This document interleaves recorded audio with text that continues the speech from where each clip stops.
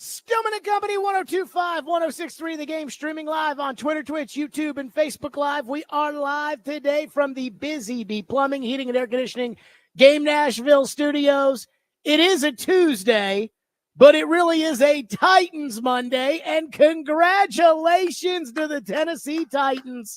Congratulations, Brian Callahan. Congratulations, Rand Carthon. Congratulations, Chad Brinker. Congratulations, Amy Adams Strunk. Way to go. Congratulations to everybody. Congratulations. Do we congratulate Will Levis? Do we?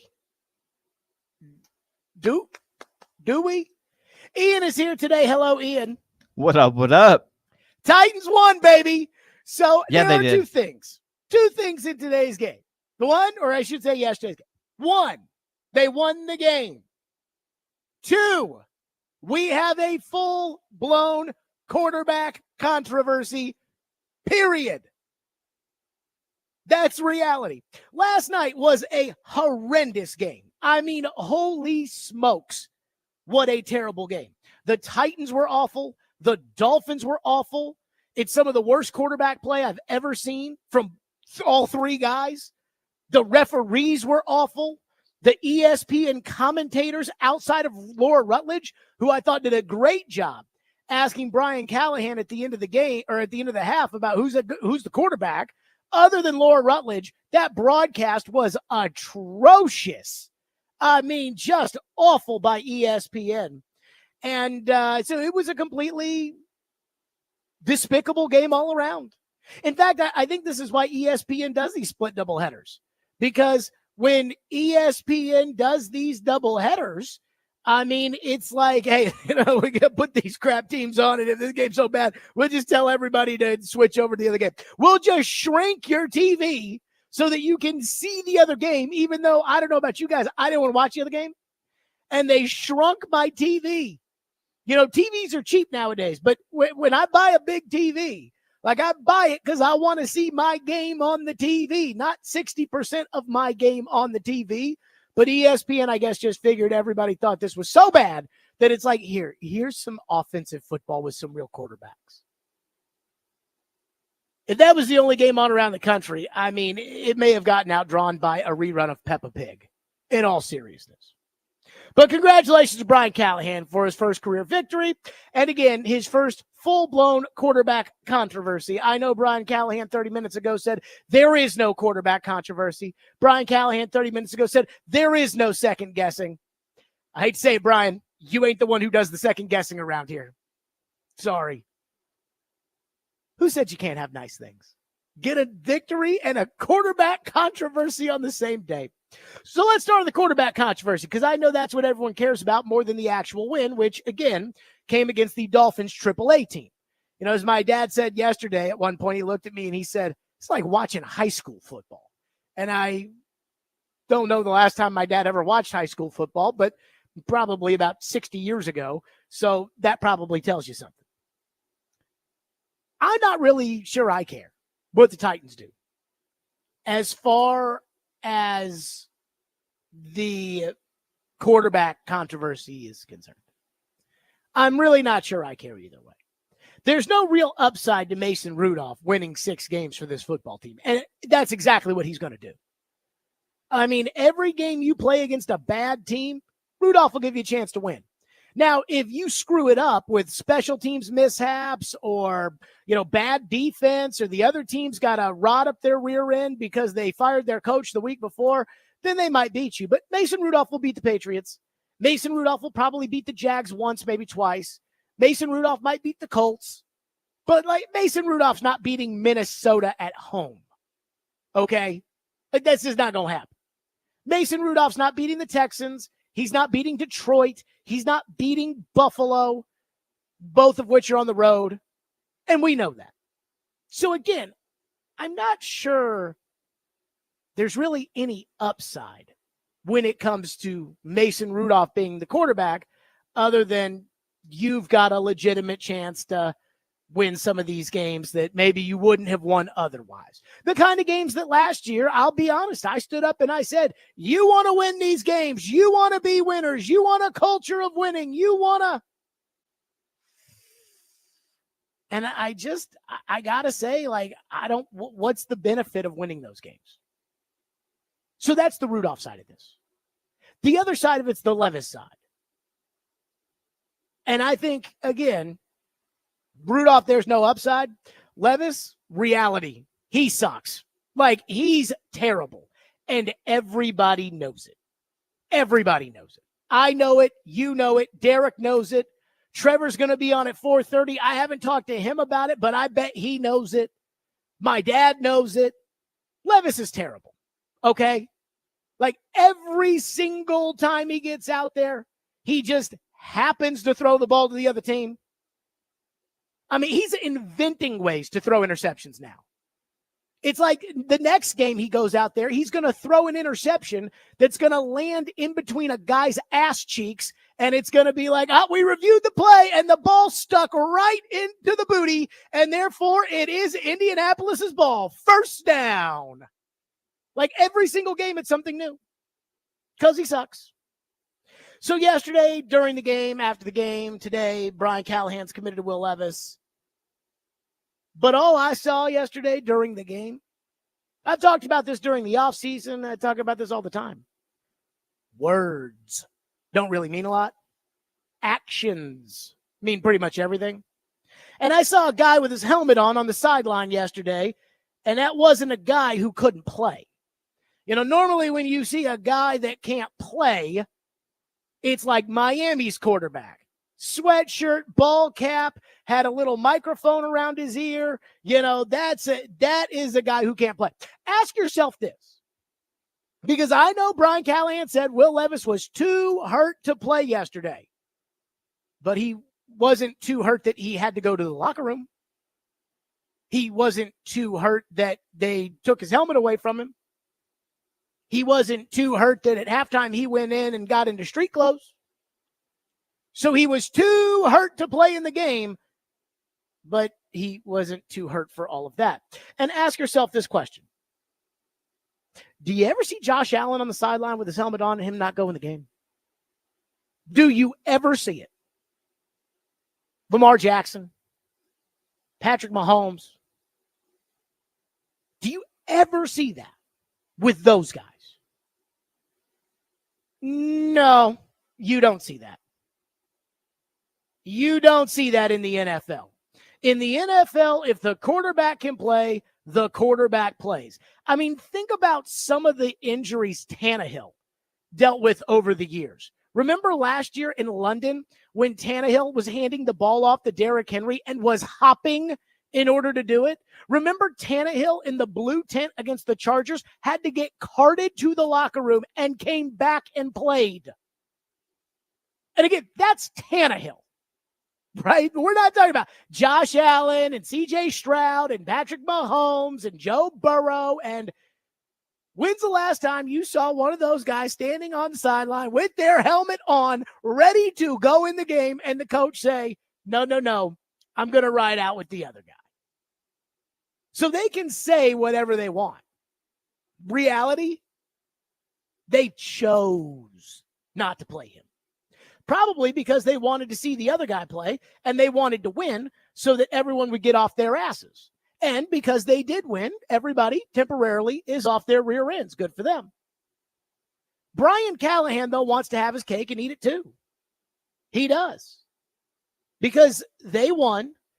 So people like me, and I believe this is the mass opinion, because they won, people don't care about the quarterback this and the quarterback. We can work on it. We can talk about it. We're not mad at you, coach. We're not mad at you for leaving the quarterback on the sideline on purpose to play the other guy with no upside. We're totally cool with it, coach, because we won. That's how fans work. So whatever they decide to do, again, I'm not sure I really care. If you continue to play Levis, he's going to continue to turn the ball over. He's going to continue to invent ways to lose games. He's going to continue to put his body on the line on just run-of-the-mill first down play or first quarter plays, and he's going to be on the sideline anyways. And he's not going to change, folks. Whatever. Play Rudolph. You'll beat other teams that put their third-string quarterback out there.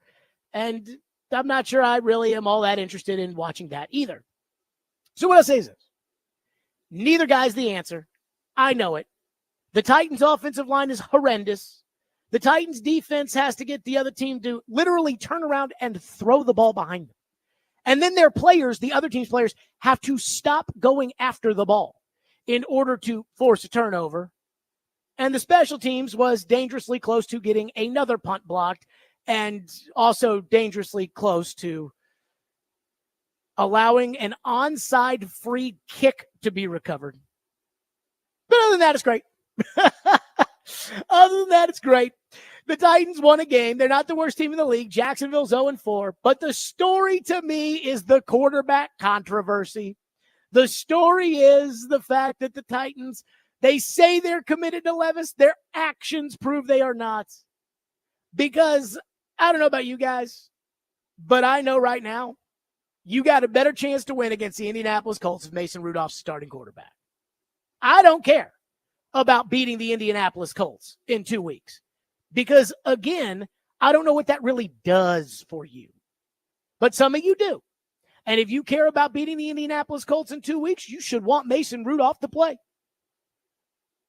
But I got an idea that if I think Rudolph's the better quarterback, and most people think Rudolph's the better quarterback, I bet the 52 other guys on the team probably think Rudolph's a better quarterback too. They won't say it, but they saw the interception in the legs of the defensive lineman. And they saw Mason Rudolph play turnover-free football for 3 quarters. So did you. 615-737-1025 is our phone number, 615-737-1025. A lot of people want to weigh in on this. To me, it's a full-blown quarterback controversy. And the Titans can say whatever they want, but again, he stood out there on the sideline with a helmet on. He could have gone back in the game, and they chose not to. But coming up next, Ian, we haven't done this in, 10 months. Long time. We have not done this. We got to give away some game balls.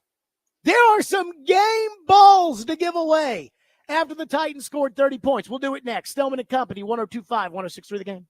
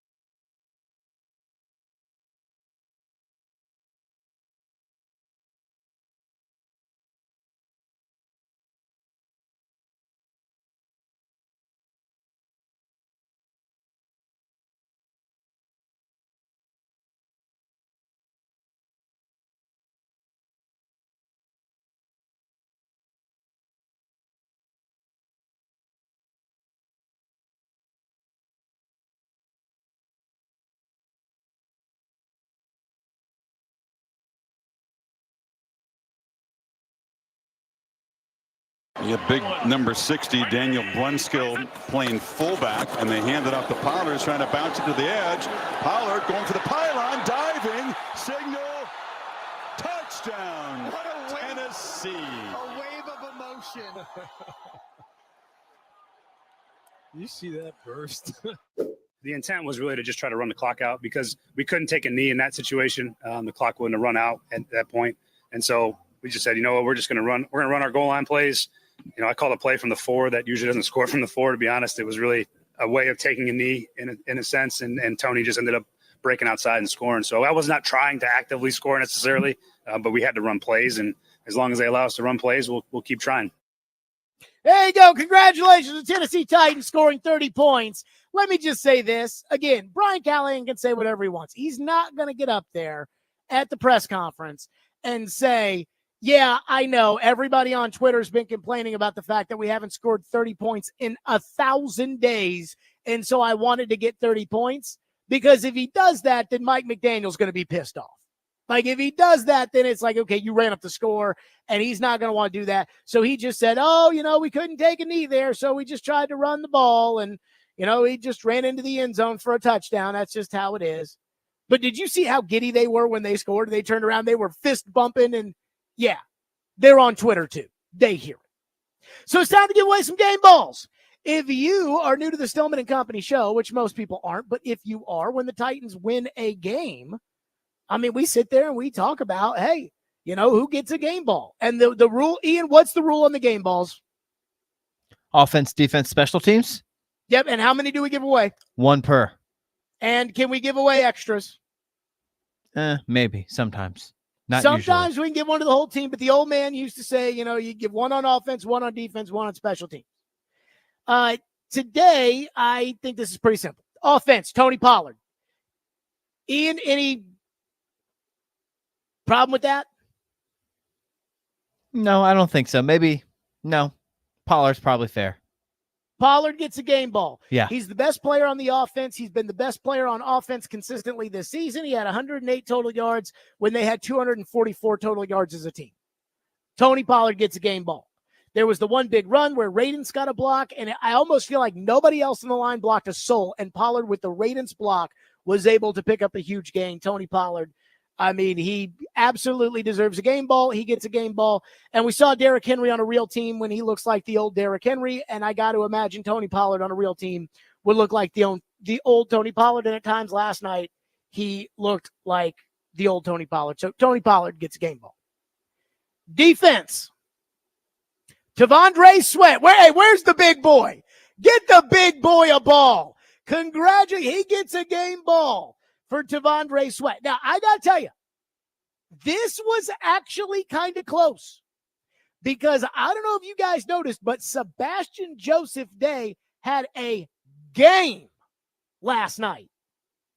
I mean, they were neck and neck. Statistically, Joseph Day had a better game, but the big boy was a monster. He was a monster all game long against the run. Now, again, that doesn't mean all is well, because they played Aaron Brewer, and that's what we expected after all the – no, Aaron Brewer's good, guys. That's what we expected. We expected the fat boy to take Aaron Brewer to the cleaners, and he did. So, again, it's not like they played good players, but it is what it is. Sweat was relentless last night. Sweat, even in the fourth quarter when the game was out of reach, he was still making plays. And I got to be honest with you, I don't know how you guys felt. I have a good idea how you feel, because I, generally speaking, that most times the fans that listen to the show are pretty sympathetic to the team. I thought T'Vondre Sweat got hosed on that defensive holding call. I thought that was, and there were some bad calls last night. There were a ton of bad calls last night. And I have to be frank, that was the worst of all of them. And that's saying something, because at one point, Clete Blakeman was talking into his microphone, and he sounded like a 13-year-old girl who hadn't done the reading before the pop quiz the night before, and was like, on that play, like it was, I think like, a hold, I guess first down. I'm like, Clete, lay off the gummies, baby. I laughed Like, so hard. He said, I think it was so like this, funny. he refs the Super Bowl, and he's up there. And of all the terrible calls last night, I thought the holding one on Sweat was the worst. Sweat gets a game ball. Good job, Devondre Sweat. And then special teams, this was the easiest of all of them. Your boy. Mini leg. Maybe we should call him Major Leg. Nick Folk. I mean, he was electric. Willie Donick was blowing up my phone last night every time Mini Leg made a kick last night. He was saying, oh my God, he's got no leg. He's got no leg, which I did tell Willie. I said, this is the year of me being right all the time. Last year, again, the guys in Boston told me, if you're trying to kick it from 50, and then he got here and started making 50-yarders. So I got to give him that. He's better than I thought he was going to be. He's been much kicks. better. I watched Green Bay, Narvison, the guy that some people were like, not me, but some people. Again, this is the year that I'm getting everything right. Skoronsky and PT and, whatever, Narvison, all of it. And I remember Narvison made the kick in the preseason. People were like, we got to have a kicking controversy. I'm like, no, we do not. Because the second Narvison misses a field goal and you cut Nick Folk, you're going to have to tell the owner why you did it. Plus, all of his money was guaranteed anyways. I'm like, they're not going to change a kicker. They shouldn't change a kicker. Narvison is terrible in Green Bay. I mean, just terrible. Even with Jeffrey Simmons helping him out, he's still terrible. So game ball goes to Nick Folk. And again, last year I was wrong about Nick Folk. This is the year, I believe, we're calling it now, the year of Jared getting it all right. By the way, not to brag on myself, but I'm going to for a second. When we picked every single game to start the season, on the Thursday night opener before the Chiefs and the Ravens, I picked every single game. I had the Titans going 1-3 to start the year and beating Miami. And yesterday I did say they were going. Not to pat myself on the back, though. 615-737-1025 is our phone number. 615-737-1025. Tony Pollard, Devondre Sweat, Nick Folk get game balls. My apologies to Sebastian Joseph Day. He was close, man. He had a game last night. And Kenneth Murray had a good game last night, too. Jesse has been waiting patiently and is going to kick us off today here on the program. Jesse, thank you for calling. Go ahead. Hey, so I don't think we have a quarterback controversy. So I think the best thing for the Titans' future is to keep starting Levis. He's going to keep throwing interceptions. He's going to keep diving for first downs and play half the season injured. And I think of our best shot at getting number one is starting him. What scares me is if we start Rudolph, like you said, we're going to get 5 or 6 wins, but we're going to end up with the 11th to 16th pick of the draft like we have the past couple of years and probably end up drafting like a center or something because all the franchise players are gone by then. So calling it. So start Levis, you're saying it's no one. controversy because you think that making Levis the quarterback, Jesse, thank you. You think that making Levis the quarterback is going to lose games for this team on purpose, and then you get to pick first. So in your mind, no controversy. But I will tell you, yesterday when I talked about how I'm not sure if I want the Titans to win or not, because, again, I don't think the Titans handle success very well. I think sometimes they let a little success go to their head sometimes. When I said that, there were a lot of people that were like, I don't want to win tonight either. There were a lot of people that said that. But there were also a lot of people that are like, no, tanking is unacceptable. You win to play. You play to win every week. It's not, we don't tank. We don't do that. We don't. So when you say there's not a controversy, I'm telling you half the other side. And it is really probably about half of the other side thinks the other way. So you're like, hey, go ahead and lose them all, baby. And again, I don't have a problem with that. I don't have a problem with that. I don't have a problem with, all right, Rudolph's the guy because Levis turns the ball over too much. I told you, I don't care because to me, it doesn't really make a difference. But the idea that this team is actively tanking, I have a hard time believing that. Just like I have a hard time believing when Brian Callahan said, yeah, the reason Levis didn't play was because he was hurt. Really? Because I've never seen Josh Allen with his helmet on the sideline. I've never seen Ryan Tannehill with his helmet on the sideline and the coach saying, no, you stay out. We're going to leave Malik Willis in for fun. I've never seen that. So I got a hard time believing that. 615-737-1025 is the phone number. 615-737-1025 here on our program if you want to weigh in. And then, because again, I know people there's some people that love Levis. There's some people that for some reason they're obsessed with Will Levis. Like, he can do no wrong. Like, I was on that with Mariota a little bit, but at least Mariota was about 1,000 times better at this point in his career, or through this point, than Will Levis is. But there was something last night where even the excuse is bad. We'll get to that next. Stillman and Company on a Titans Monday. It's 102.5, 106.3 The Game.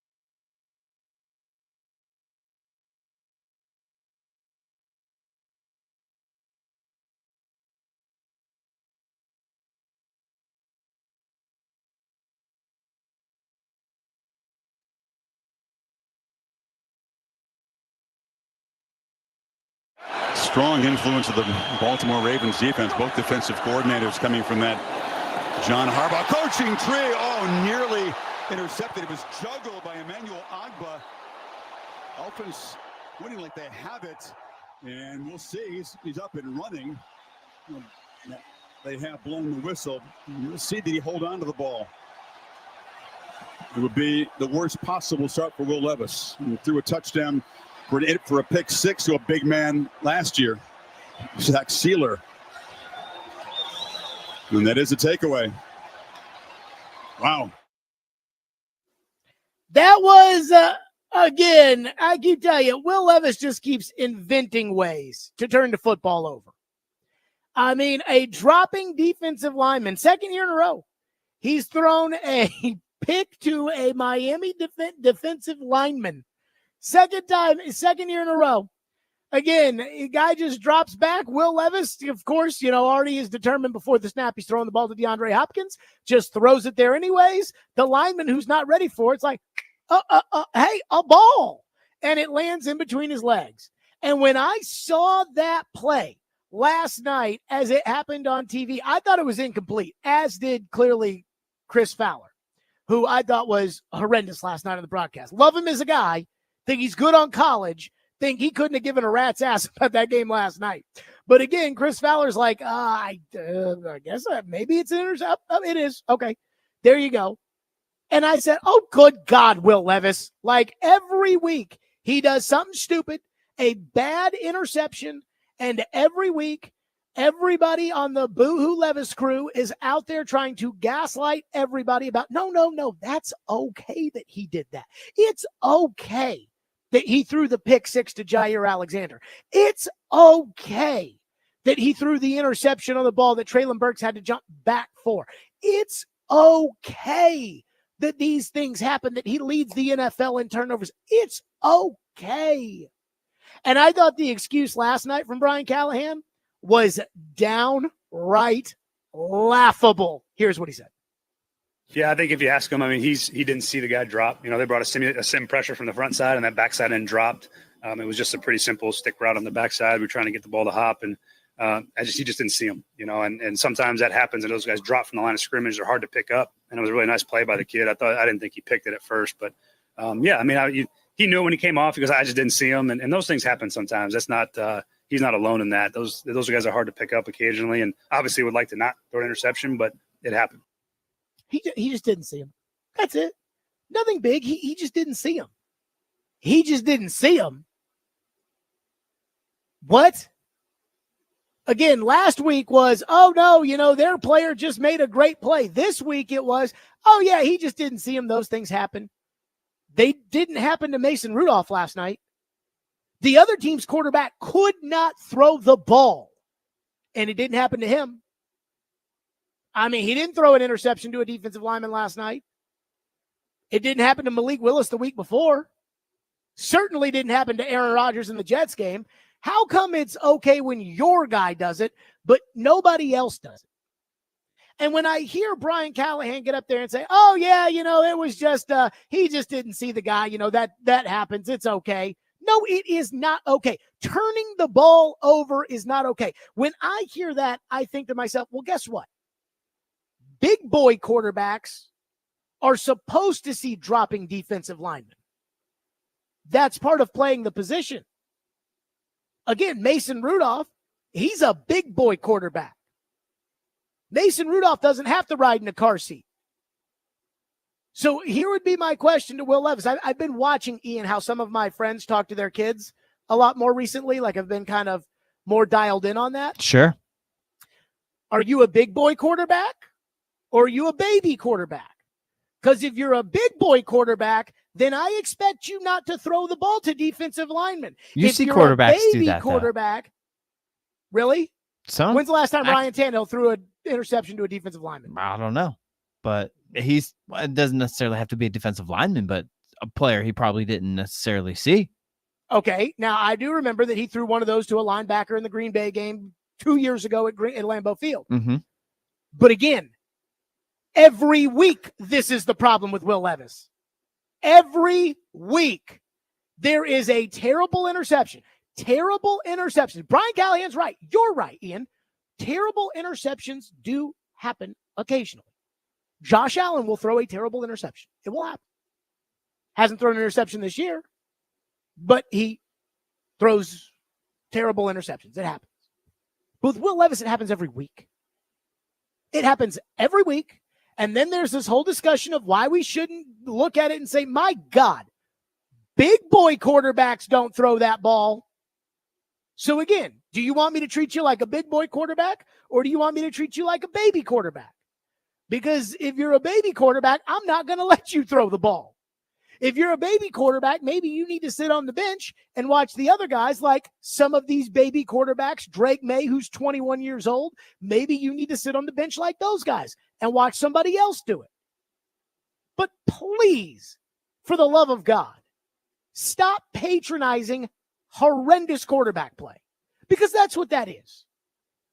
Again, I laugh because Brian Callahan said early in the season that those things, again, the dumb decisions, and not seeing a dropping defensive lineman is a dumb decision for a quarterback.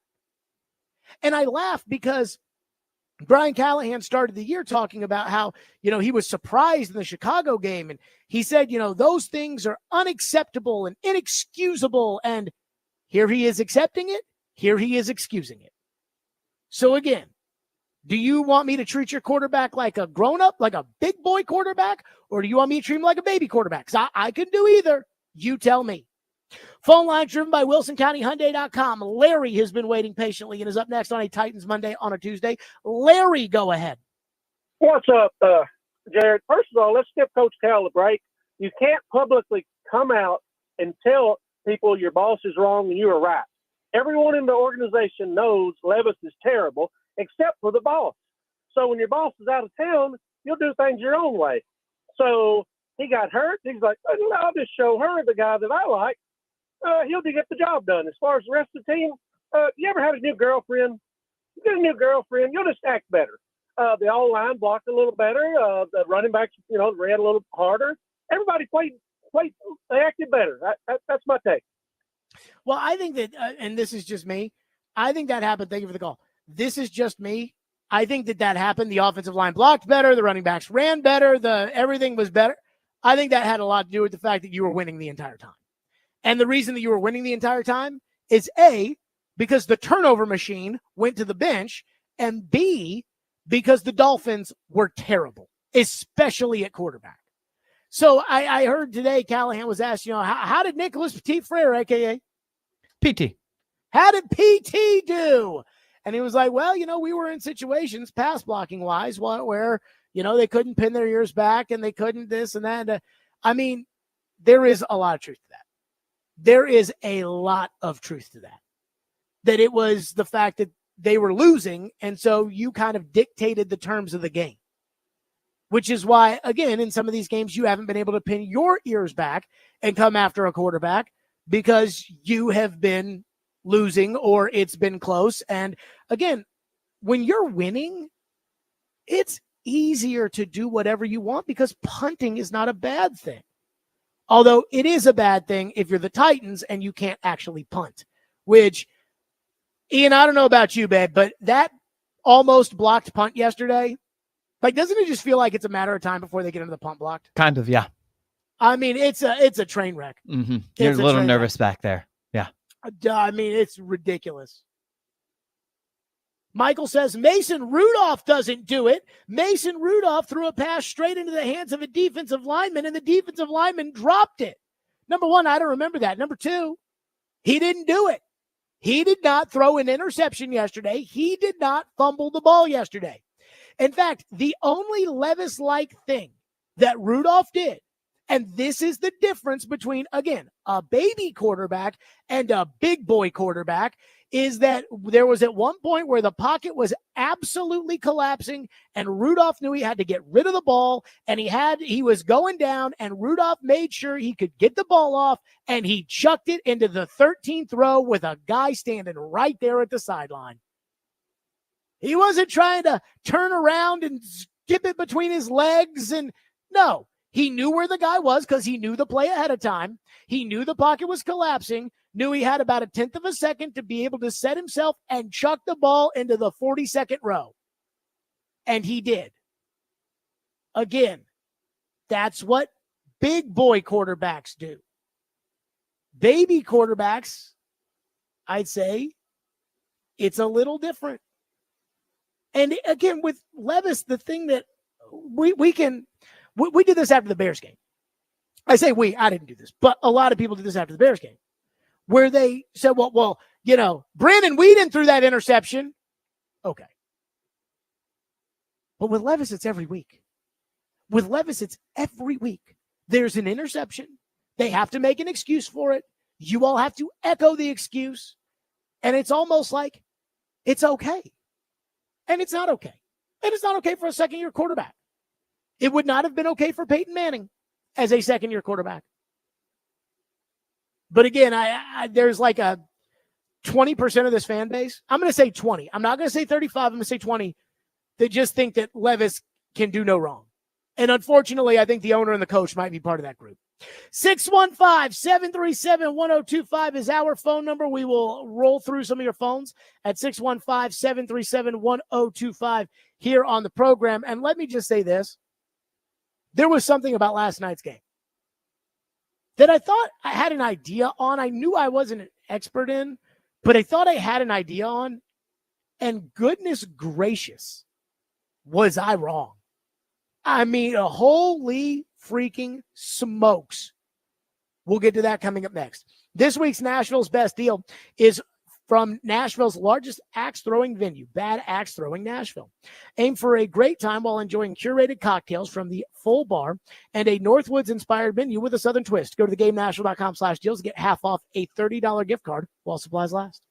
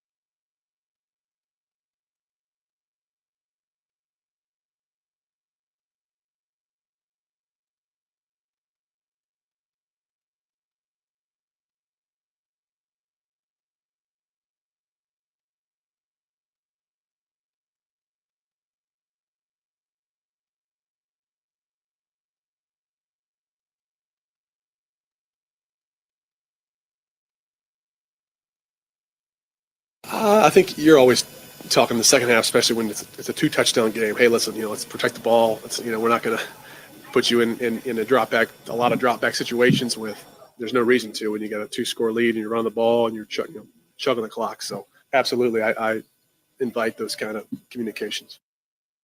That was Mason Rudolph saying, I wasn't really trying to do too much out there last night. And I know why Mason Rudolph wasn't out there trying to do too much last night. You want to know why? Because that Tyler Huntley is horrible. Oh, my God. I mean, I watched the Ravens play a little bit when he was on the Ravens. Not like I was sitting there saying, I got to watch the Ravens this week. I mean, the Ravens are not my team. I don't root for the Ravens. I also don't hate the Ravens so much that I watch them all the time. I remember he was the guy who filled in for Lamar when Lamar had his little mini holdout at the end of the 22 season. He was hurt, quote unquote. Didn't travel to Cincinnati for the playoff game because he was sick, quote unquote. And Tyler Huntley started, and the Ravens won some of those games and they lost some of those games. And I remember when he made the Pro Bowl, and that essentially ended the Pro Bowl. When Tyler Huntley ended up in the Pro Bowl, it was like, okay, the AFC quarterbacks were Derek Carr, Trevor Lawrence, and Tyler Huntley. It was a joke. But I also thought, I'm sure this guy's like a capable backup. And when he didn't make the team in Cleveland, I figured, well, that's because they're paying Deshaun Watson $450 gazillion.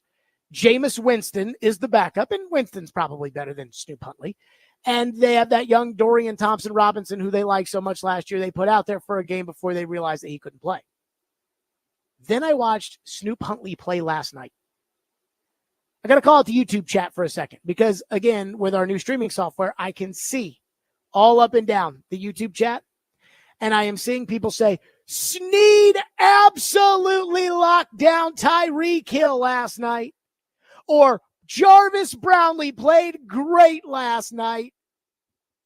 I have no idea how well Jarvis Brownlee played against their wide receivers because the quarterback couldn't throw the ball. Like their quarterback couldn't throw. I mean, they had 2 touchdowns. 3 if you count the one on the sideline that the broadcasters were like, oh my God, if that's 2, that's 6 going the other way.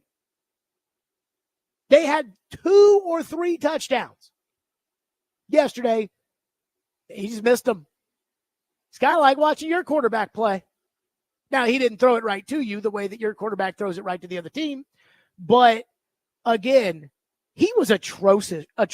I was shocked at how bad he was. Seriously, I was shocked. And so while it's good that the defense didn't really give up much. I mean, they were playing a team with an arm tied behind its back. It's crazy that I watched Malik play, and then I watched this guy play, and Malik's 10 times better than this guy. And not only that, what's wild is when the Dolphins did score at the end of the game, the Titans had gone into the prevent defense, which my dad calls the allow. The Titans had totally gone into the prevent. And did you see how Miami moved the ball down the field? By running it. Down multiple scores in the fourth quarter, they were able to move the ball down the field, but they couldn't throw it. They had to run it. It's Snoop Huntley. Oh my God, is he horrible. Now I get why he was on a practice squad. I watched Josh Dobbs when the Titans called him up off a practice squad and put him in a game. And I'm like, Josh Dobbs turns the football over a little too much, and he's really not that good, but he's really not that bad. This guy might be that bad. And again, the Pro Bowl was always headed in that direction, but it's almost like when this guy made it, it was like, okay, cancel the whole thing. Let's go to Dylan, who's been waiting patiently and is up next on our program. Dylan, thank you for calling. Go ahead. So I think it's definitely not okay that Levis is making all of these mistakes, these bozo mistakes for sure. I think a lot of people are just more or less, it's early on in his tenure, and that hopefully it's something that he works out, if to try not to just make a play if he can't make a play, like to just throw it away and just realize when it's not there.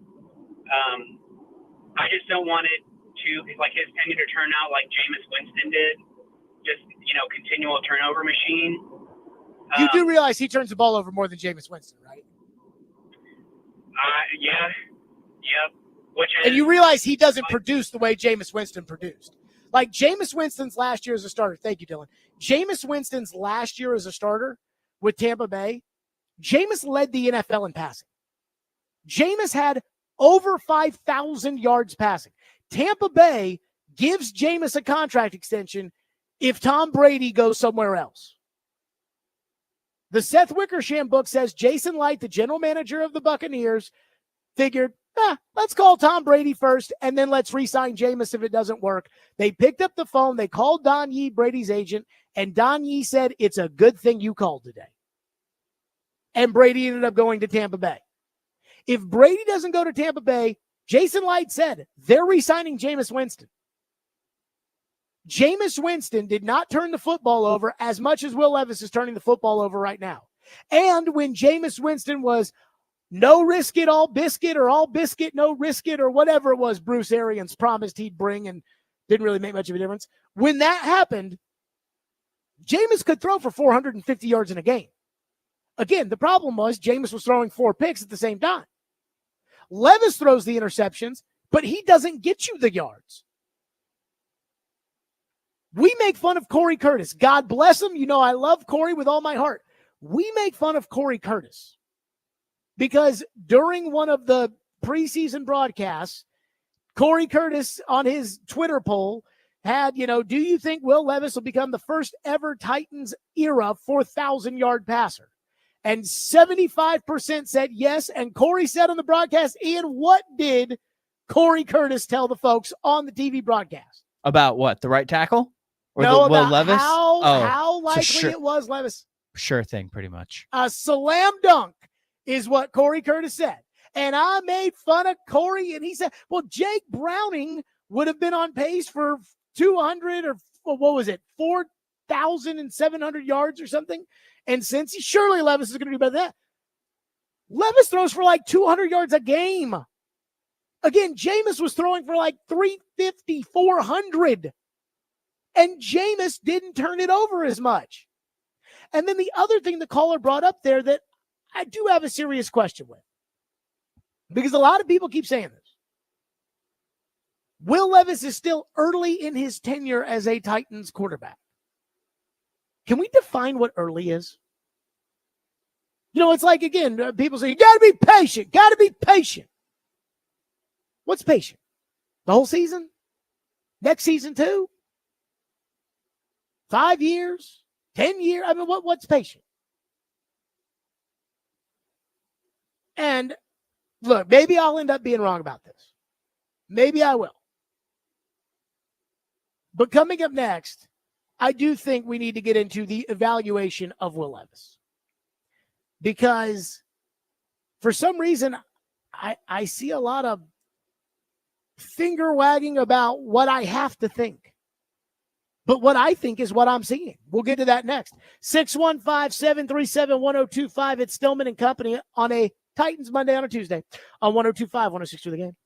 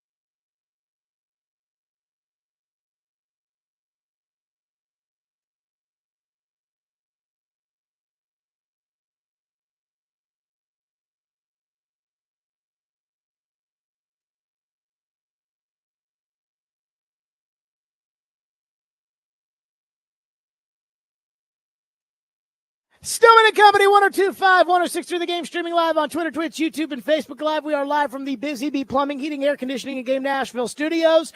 If you heard an Ian's update right there, Brian Callahan today said there is no quarterback controversy. In fact, Ian, do we have that cut from Brian Callahan? Yes, 1 second, please.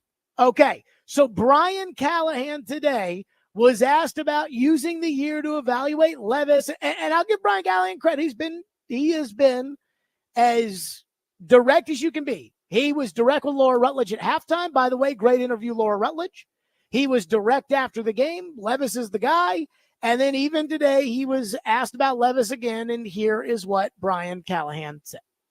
Picture Levis over Rudolph this season, getting to know everything you can about Will, finding out if he's your guy long-term, giving him a chance to develop and get over the youthful mistakes and all of that. Is that accurate view of how you guys are looking at it? That's exactly how we look at it. And I appreciate Mason's professionalism. I appreciate how prepared he was and ready to go into the game. But Will is our starting quarterback. And I said it last night, and I'll reiterate it again, that when he's healthy, he's starting. And hopefully he's healthy for Indy and we're ready to roll, and he's the starting quarterback, because it's hard to play quarterback in the NFL, as everybody knows. There does take some development. Guys make young player mistakes. You see it all across the league right now. And we're going to find out everything about Will that we can. And he's going to continue to grow and get better and play better. He needs to play better for us. And at the end of the day, I believe that he will. And that's where I'm at with that whole thing. There's no controversy. There's no second guessing. That's what's happening. So that's probably as clear as I can state it. Again, as I said earlier, he doesn't get to decide who does the second guessing. Here's the reality. He keeps saying things like, they're mistakes. All young players make them. He makes the most of them. He leads the league in turnovers, period. Regardless of, that was Traylon Burks' fault, and that was at the end of the game, and he didn't see that guy. And could you imagine if you went to a Las Vegas casino and you said, yeah, I know I lost my bet, but the ref screwed me on that call? Again, it's excuse making, and you can either accept it or you can do something about it. You're either coaching it or you're allowing it to happen. But again, the crux of the issue here is, and I'm paraphrasing what Brian Callahan said there, but he's not the only one. He's saying we need time to evaluate Will Levis. Maybe one day I'll regret this, but I'm not today. Boys, the evaluation is in. Will Levis sucks, and it's not going to get any better. And I'm going to tell you why it's not going to get any better. I'm going to tell you how I know that. Because it's not getting any better now. It's not getting any better. Again, what are Levis's big problems? He turns the ball over, and for whatever reason, he doesn't slide. So even if he actually does become a good quarterback, it's not going to matter because he's going to get hurt by putting his body on the line. He's played Miami twice in his career. In each game, he threw an interception to a defensive lineman. I mean, again, when he threw the interception, as I saw it, I thought, oh, good God. Oh, God. I just inventing ways to throw interceptions. He said he didn't see it. I saw one of the Pat McAfee guys put out on Twitter last night. He said, Will Levis, you could see his mouth on the sideline saying, I didn't see him. And the Pat McAfee guy said, yeah, we know. When you throw it right into the gut of the defensive lineman so that it bounces because he's not even expecting it, and it lands in his feet, it's like, you had to try to do that. I know you didn't see him. And see, that's the problem. Because I know you didn't see Jair Alexander either. And I know you thought you could flick the ball out of bounds against Chicago. I know. I thought I could do this. I thought I could do that. I thought I could every single game. And then again, the sliding. Last year at Miami, Levis lowered the shoulder, took on Jalen Ramsey, got up, first down. Mike Vrabel said, don't do that anymore. Don't do that anymore. Okay, coach. Goes out there and trying to get a first down, helicopters in the air. a la John Elway, to win a Super Bowl. So I guess he didn't learn from Mike Vrabel. That's okay, though. Remember, the narrative around St. Thomas Sports Park is Mike Vrabel was the problem. Well, now there's a new coach in there. First preseason game. Will Levis, I'm going to get this touchdown, takes a kidney shot. Coach says, don't do that. First game of the year against Chicago. Will Levis, what's he do? He goes out and he does it. How did Will Levis get knocked out of the game yesterday? The exact same thing. It's year 2, guys. It's not year 1. No matter how many people try to pretend it is year 1. He started more than half of the games last year as a rookie. As Derek said yesterday on the pregame show, it's not year 1 on his contract, is it? No, it's year 2. By the way, was anybody else shocked when Will Levis got knocked out of the game for trying to extend the play? Ian, were you shocked that Will Levis got hit trying to run the football in the first quarter and got knocked out of a game?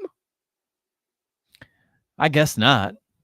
I mean, I don't know about surprised. He runs like that a lot. Dove for the first down. I think he should have gotten the first down, right? But I thought he got it, but again, it doesn't matter. And you're the starting quarterback. Didn't even look like he fell overly awkward or overly hard. I guess just in a bad spot. Again, should anybody be surprised? So again, Brian Callahan can get up there and say, hey, Levis is a young quarterback and he's learning, but the problem is he's not actually learning anything. Watch the games. Every single game, there is an abominable turnover from Will Levis. Whether it is mind-boggling stupid, given the time of the game they're in, or whether it is just, I didn't see the big fat defensive lineman for the other team. Well, that's kind of the job of the quarterback, is to see the big fat defensive lineman. Every game, a horrendous turnover, at least one, sometimes multiple ones. And every game, Levis thinks, I'm going to get this first down, and takes a shot. I watched C.J. Stroud on Sunday. Didn't see that from C.J. Stroud. So you tell me Levis is learning.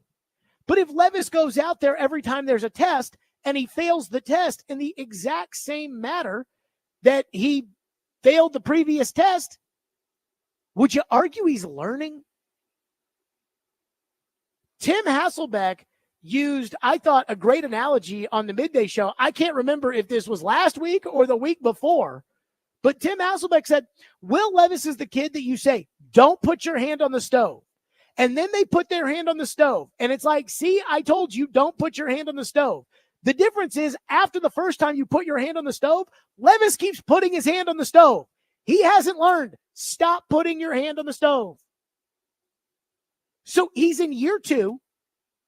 He's 25 years old. You realize Will Levis is closer in age to Sam Darnold than he is to Anthony Richardson. He is 25. He is in year 2. And he can't see a dropping defensive lineman. Just throws it right to him. He can't see a corner just standing there with inside leverage, getting ready to jump the route for a pick 6. So I know the coach can tell me he's learning, but again, he hasn't demonstrated to me that he is learning anything. And so once you get to a certain age and you prove to me that you're not listening, you prove to me that you can't process, you prove to me that this is who you are, I don't change my opinion based off what I hope you will be. I accept it. It's the same way with PT. And there are going to be some players that I write off by doing this, by looking at PT and saying, you stink. By looking at Skoronski and saying, you stink. By looking at Will Levis and saying, you stink. Where a lot of you guys want to give him more of an opportunity. I heard an excuse for PT yesterday, which I thought was abysmal, in which somebody said, well, he missed more time than DeAndre Hopkins did in training camp. So This is the NFL, babe. It's time to get it figured out. You keep doing these things, I'm going to think this is who you are. And so again, maybe I'll miss on a guy because of that. But to me, the context is pretty simple. The Titans went out and spent money for Will Levis. He doesn't have an offensive line, which is a problem, but he's got solid players on his team. This is not the Ken Wisenhunt team that they built for Mariota in 2015 that Floyd said in 40 years of covering or being in the NFL, in 40 years of football, he said he'd never seen personnel worse than that 2015 Titans team. This Titans team ain't that bad. But again, he can't stop turning the ball over. He can't stop putting his body out there for defenders to hit him. And so it shouldn't come as a surprise when he turns the ball over to begin the game. Were any of you surprised when he turned the ball over to begin the game? Were any of you surprised that he got knocked out? Because I can get this first down. And if you were surprised, then that's on you. Because he's told us who he is. Time and time and time and time. That's four games. Time and time and time and time again. So y'all can keep expecting it to change. I'm not. If it would have changed, it would have changed from week 1 to week 2. Oh, yeah, I can't do the boneheaded stuff. No, he did it. If he was going to start taking care of the ball, it would have changed from week 2 to week 3. Oh, no. Jair Alexander just made a great play. Oh, okay. If he was going to learn, it would have changed from year 1 to year 2. But nope. Going to Miami, still throwing interceptions to defensive linemen. Going to Miami, still lowering the shoulders and the hips and the kidneys and letting defensive backs and linebackers get free shots. I'm sorry. If you can't get any better, you're not going to get any better. So you guys can tell me I need more time to evaluate Will Levis, and I don't care if they take him out. I do not care who plays quarterback for this team because it doesn't matter to me. Because, again, you'll win a little bit more with Rudolph, but you ain't going to win anything with Levis, and you ain't going to win anything with Rudolph anyways. And they're going to move on to a new quarterback next year, whether it's the draft, free agency, trade, whatever. They'll get a new quarterback next year. Maybe I'll regret it, but I don't need to see anymore. I know what Levis is. He screams it to me every week. But sure, go ahead. Let's keep waiting and hoping, because it's not as if the alternative playing Mason Rudolph adds any real upside to it. So, again, I don't care.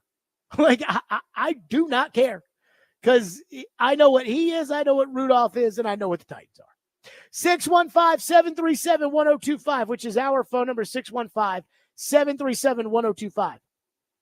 I saw a stat pertaining to Will Levis that in the context of some of these other quarterbacks, I think should blow your mind.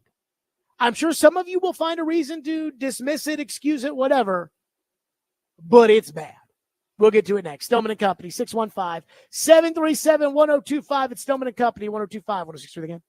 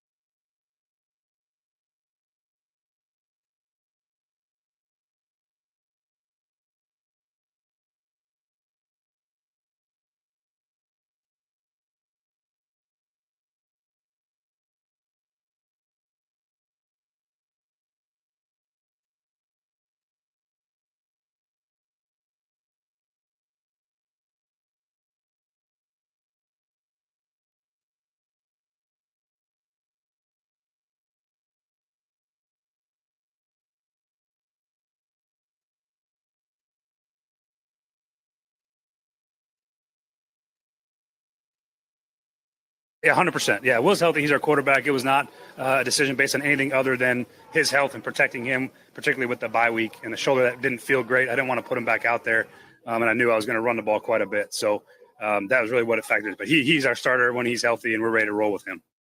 Okay, Brian Callahan says, hey, he is our starter again. There is no quarterback controversy. There is no second guessing, and that's going to sound great for a week and a half. What's going to happen, Ian, if they lose to the Colts? What do you mean? I don't know. Why? There's going to be some second guessing. Maybe. If they lose again, people, and I don't care because, again, I don't care if you win 3 games or 5 games, though I will care if it takes me out of the race for a quarterback that I really like right now. I don't necessarily love any of these quarterbacks more than anybody else, although I do like Jalen Milroe, what I saw on Saturday, and we'll talk to Trevor about that at 4:30. But again, I don't really care what they do because right now, I mean, it's like you're going to suck with Levis, you're going to suck without Levis. There isn't a real backup quarterback to go in there that can do better than Mason Rudolph did last night, which is what you would want if you ended up making a long-term quarterback change. But there is a stat that I saw today that shocks me. Will Levis throws an interception on 6.1% of his passes. 6.1. To put this into context of how bad that is in the NFL, remember, he leads the NFL in turnovers. Levis throws a pick on 6.1% of his passes. When Zach Mettenberger was the quarterback of the Titans, and boy, did he turn it over, 4.1%. Malik Willis with the Titans, now it's 0 with the Packers because he hasn't turned it over, but Willis with the Titans threw an interception 4.5% of the time. Levis this season, 6.1%. Mettenberger, 4.1%. Jameis Winston, whose only flaw as a quarterback was the fact that he turns the ball over too much, lost his job as a starting quarterback even after leading the NFL in passing and throwing for over 5,000 yards, simply because he threw the ball to the other team too much. In that season, 4.9. The year that Jameis Winston led the league in passing and still lost his job because of the interceptions, he threw interceptions less than Levis does. 6.1% is unfathomable in the NFL. Brett Favre, who is the NFL's all-time leader for interceptions thrown. Now, you have to be good enough to be able to throw this many interceptions. It's like, I believe Cy Young is the leader in losses in Major League history because you got to pitch a lot of games to have won the most games and also to have lost the most. But Brett Favre, who has an NFL record for the most interceptions thrown of all time, threw a pick 3.3% of the time. When you try to talk me up on Brett Favre, when you try to talk me up to, oh, no, he could be Brett Favre. Will Levis throws an interception 6% of the time. Brett Favre, 3.3.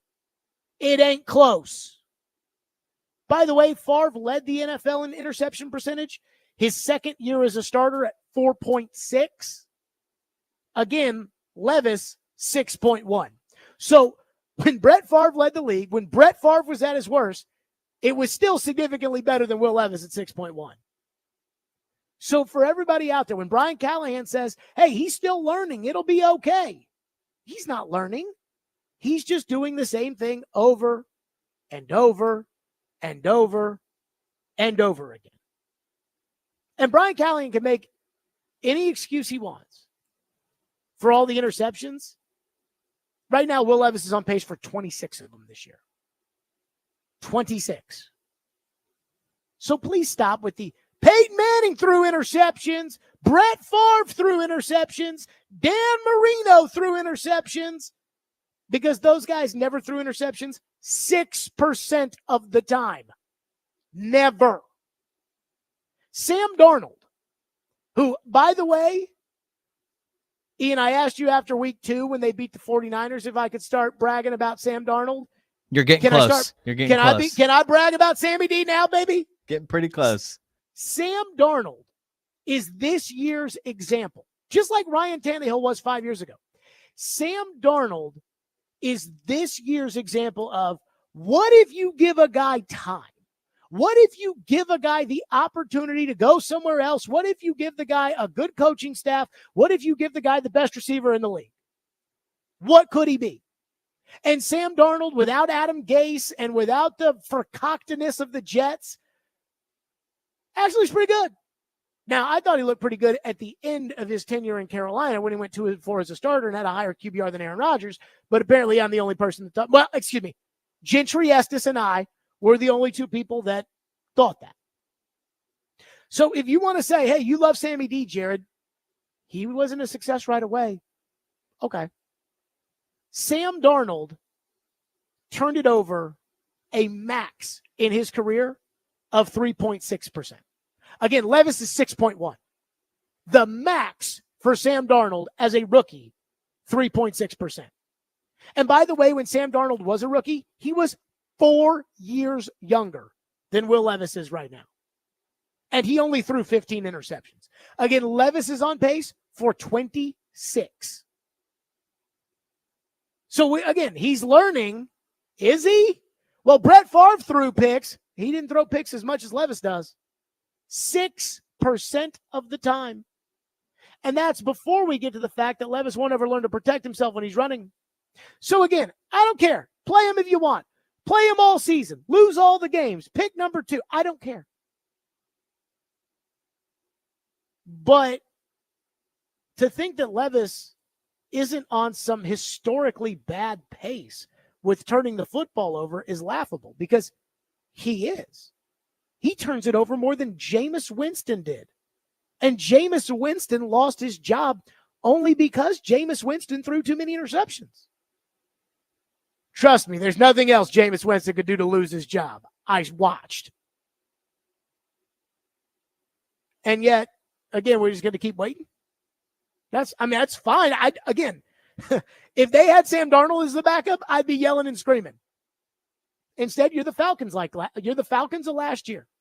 Falcons had the 11th ranked defense in the NFL, and I think your defense is probably about 11th. And they wasted it, and Arthur Smith got fired because they had Taylor Heineke as their backup. You have Taylor Heineke as your backup in Mason Rudolph. So it doesn't matter. But again, to think that Levis isn't on just some historically awful pace is reality. Let's go to Ken. Phone line driven by WilsonCountyHyundai.com, 615-737-1025. Ken, thank you for waiting. Go ahead. Yeah, first-time caller. Thank you. You trashed Malik Willis much the same way that you're doing with Levis now. I know that you have a caveat to that, but my question to you is, what is the difference between Malik Willis and Levis in your eyes right now? Well, right now, Malik Willis is the better quarterback. As far as what he's done, like, again, we're talking, this is the NFL. What have you done for me lately? Thank you, Ken. Right now, Malik Willis is a better quarterback because Malik Willis can do what the coaches tell him to do. The Green Bay coaches can sit down with Malik and they can say, Malik, this is what we want you to do. And Malik Willis can look at the coaches and say, got it, coach. Will Levis, the coaches tell him to slide, he won't do it. Now, the difference is that when Will Levis showed up into the NFL, he threw 4 touchdown passes in a game. Malik Willis can't do that. Like the Sunday in which the Malik came in here and beat the Titans is probably the single best Malik will ever play in his entire life. And I think he threw it like 13 times. So that's the difference. But right now, production-wise, Malik's outplaying Levis. Malik's won more games. Malik doesn't turn it over. And that's a pretty bad indictment when your coaching staff gave up on Malik for a bag of footballs a month ago. 615-737-1025, which is our phone number, 615-737-1025. Congratulations to Brian Callahan on his first career win as head coach of the Tennessee Titans. But we do need to talk about Brian Callahan's coaching performance. We'll get to that coming up next here on what is a Titans Monday on a Tuesday here on the program. And I just looked at the text line, and the top text is, why hasn't Colt Anderson been fired yet? We'll get to that. in our assessment of Brian Callahan's coaching performance yesterday.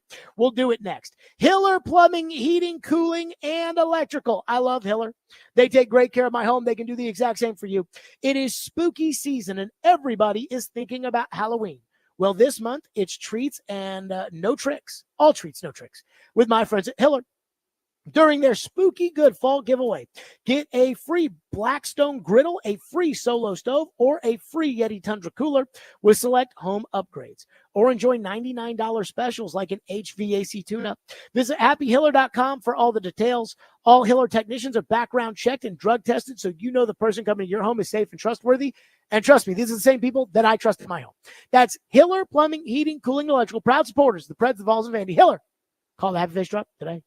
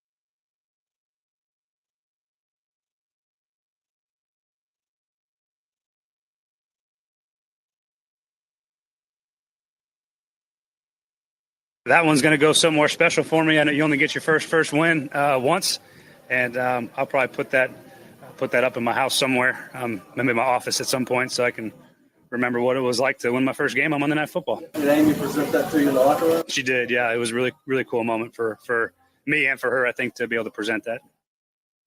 Brian, I'm so happy for you. Here's a game ball. And you know what? You only remember your first time once. I'm trying to think of what that line of that Kenny Chesney song is, but it won't come into my head. Don't text it into the text line. But again, you only remember your first time once. And I guess a victory against the Miami Dolphins team with no quarterback, with his backup quarterback in there after his starting quarterback was horrendous last night. You can argue Brian Callahan never wanted anything more. But let me just say this. Congratulations is due to Brian Callahan. It is a big accomplishment to win your first game as a head coach in the NFL. And we know he's been through it the first 3 weeks. He did have to get up there after the game last week and say, I'm an 0-3 head coach. And he did say it, which was good.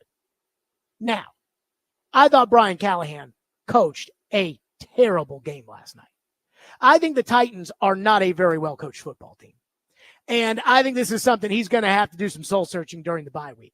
Because I understand he's a rookie head coach, and I understand that around here, everybody gets time and time and time and time. Unless you're in first place and traded away the best player, then it's a demand right away that you win every single game or else you get fired. But Brian Callahan's coaching staff and he, which he is responsible of, they're not doing a good enough job. For starters, I thought the play calling at times was horrendous last night. Now, once the Titans started to pull away, it got better. But I need you to be a good play caller when the game's close. I don't need you to call good plays when you're up by 25 points. I need you to call good plays when there's a chance you might lose the game. Instead, on third down, he's calling out these bubble screens to Tajay Spears, trying to get Traylon Burks to block for it. How's that working out for you? Then there was the decision not to challenge the Levis run, which I thought was pretty obviously a first down. Like, I would have thrown the flag there. I would have lost my mind if they didn't overturn it.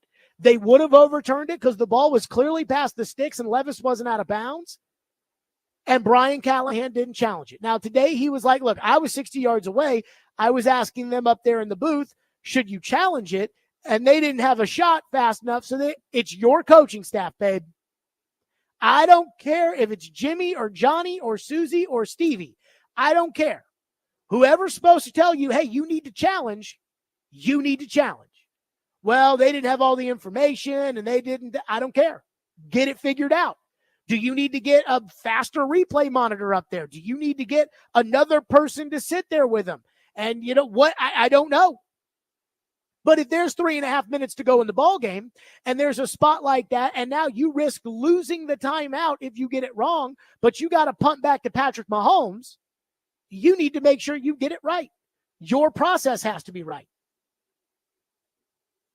Then there was the fact that Traylon Burks played 35 offensive snaps last night. I thought we learned after Burks dropped it 8 times this year that it was time to try somebody else. Instead, NWI only played 17 snaps. Didn't think that was very good coaching. I did think the defensive game plan was significantly better than Green Bay. I thought the defensive game plan was trash against Green Bay. I thought it was great against Miami. Let them go deep, and if Snoop can complete the passes, shake his hand. If he can't, you're going to win. Because what you're not going to do is you're not going to let him motion you to death, and you're not going to let him try to run you side to side. I thought it was great. So I'll give Denard Wilson and Brian Callahan credit there because I thought their defensive game plan was good. But then that takes me to special teams.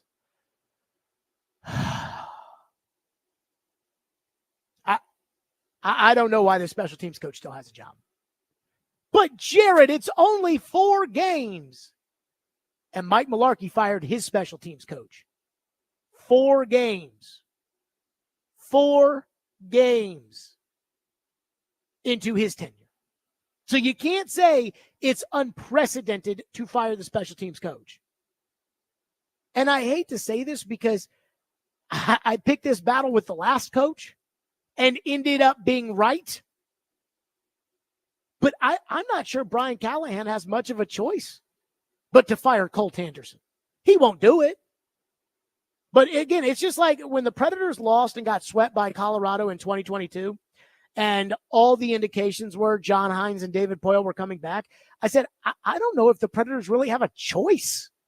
I mean, they can do whatever they want. Brian Callahan can do whatever he wants. Because, again, it's his team, it's their team, whatever. But, I mean, you're not going to get a better result if you just keep doing the same. And no, Jared, we're going to do better. We're going to try better. I mean, how many chances does this Colt Anderson get? And I know what's going to happen. Brian Callahan's going to wait until he literally has no choice, until Amy is in his office saying it's you or him, and then he's going to do it, which might be in 2 years. It might be in 2 weeks. But this guy is a terrible special teams coach. He might be worse than Craig Aukerman. And I know they hit field goals yesterday.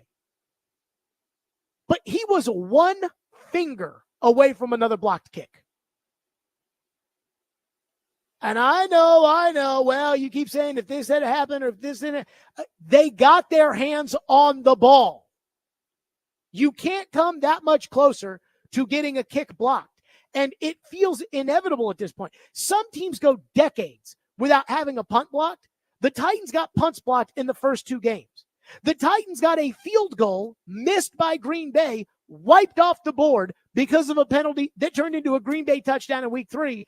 And the Titans special teams yesterday, by an eyelash in 2 separate occasions, almost had a complete disaster on their hands. The first was the blocked punt, the tipped punt by Calais Campbell that, again, was a finger away from being blocked again. And then the second was that the Titans didn't know the rules at the end of the game. They did not know the rules about the kicking zone on the onside kick at the end of the game. To me, that was peak embarrassment that the coaches didn't know the rules. And Brian Callahan even said after the game, he didn't know the rules. I was trying to make sure that onside kick scared the hell out of me. I had forgotten that that's the new rule in the onside kick, so I was ripping Q for not catching the ball, but the ball has to still land in the appropriate zone. But I wasn't thinking about anything other than that really for about 3 minutes after that play.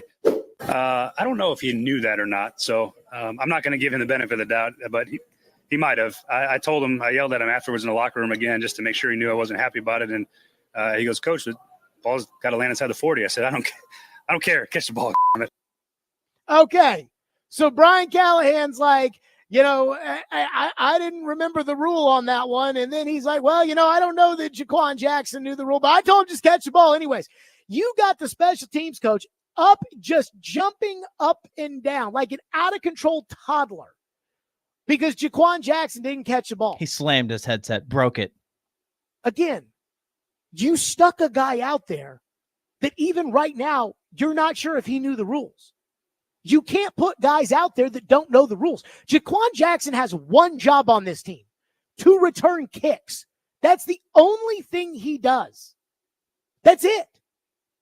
And you are sitting there laughing, saying like, I didn't know the rules, but he says he knew the rule, but I don't know if he knew the rule.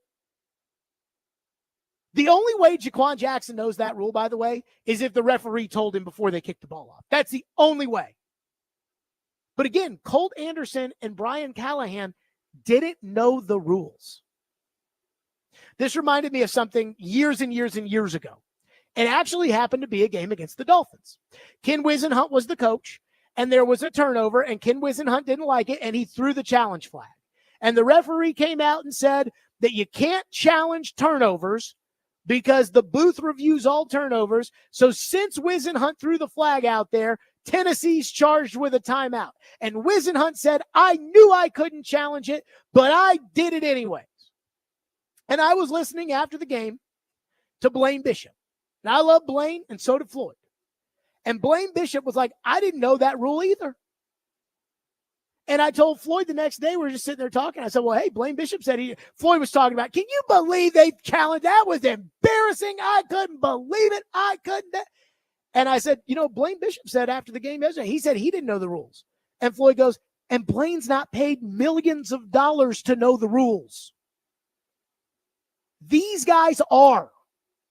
These guys are paid millions of dollars to know the rules. And they didn't know them, including the head coach. So congratulations to Brian Callahan because he won a game, and I think he's a good man, and I think he's a good guy, and he's trying his hardest, and he's doing everything with a smile on his face. But we got to improve the actual coaching of this football team. Like we got to we got to start coaching better around here. No more bubble screens that rely on Traylon Burks to block. It's not a good idea.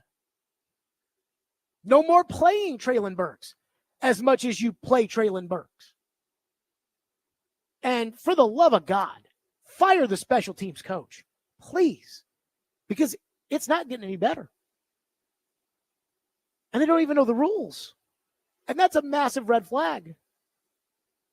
So I will make a prediction that's probably not too far-fetched.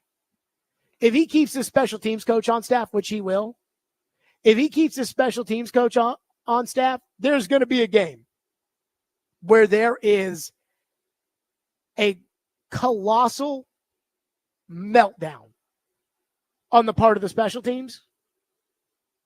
And at that point in time, you will have wished you fired this coach. These special teams are incompetent. And I haven't even mentioned the punt return they got, where if Morgan Cox doesn't trip the guy up, it's a touchdown. They don't know the rules.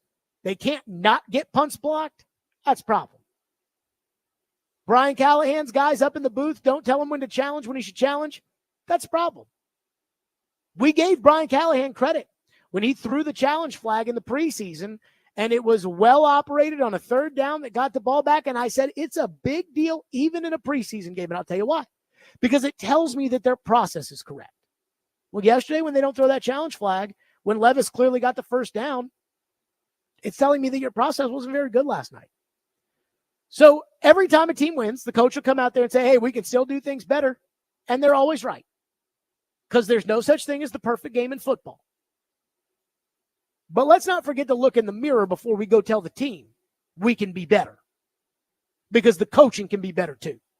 615-737-1025, which is our phone number. More your phones. 615-737-1025. And I do have to give the coaching credit for this and Mason Rudolph credit.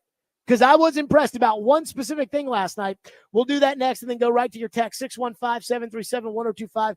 Stillman and Company, 1025-1063 The Game. Let's talk Window Nation. I absolutely love my friends at Window Nation. They will do a great job. If you're replacing your windows, you have got to get with Window Nation. That's right. I've told my friends about Window Nation. I tell everybody about Window Nation. Window Nation is fabulous. And right now, if you buy 2 windows, you'll get 2 windows free. Plus, you'll pay nothing for 24 months. This is the time of the year where the weather's nice enough outside, you can go ahead and change your windows. And you'll be okay. And you'll be able to save a bunch of money doing it because, again, buy 2 windows, get 2 free, plus pay nothing for 24 months. Hurry up because the sale ends October 31st. So schedule an in-home estimate right now at 866-90Nation or by visiting windownation.com. Again, buy 2 windows, get 2 free, pay nothing for 24 months. 866-90Nation, windownation.com.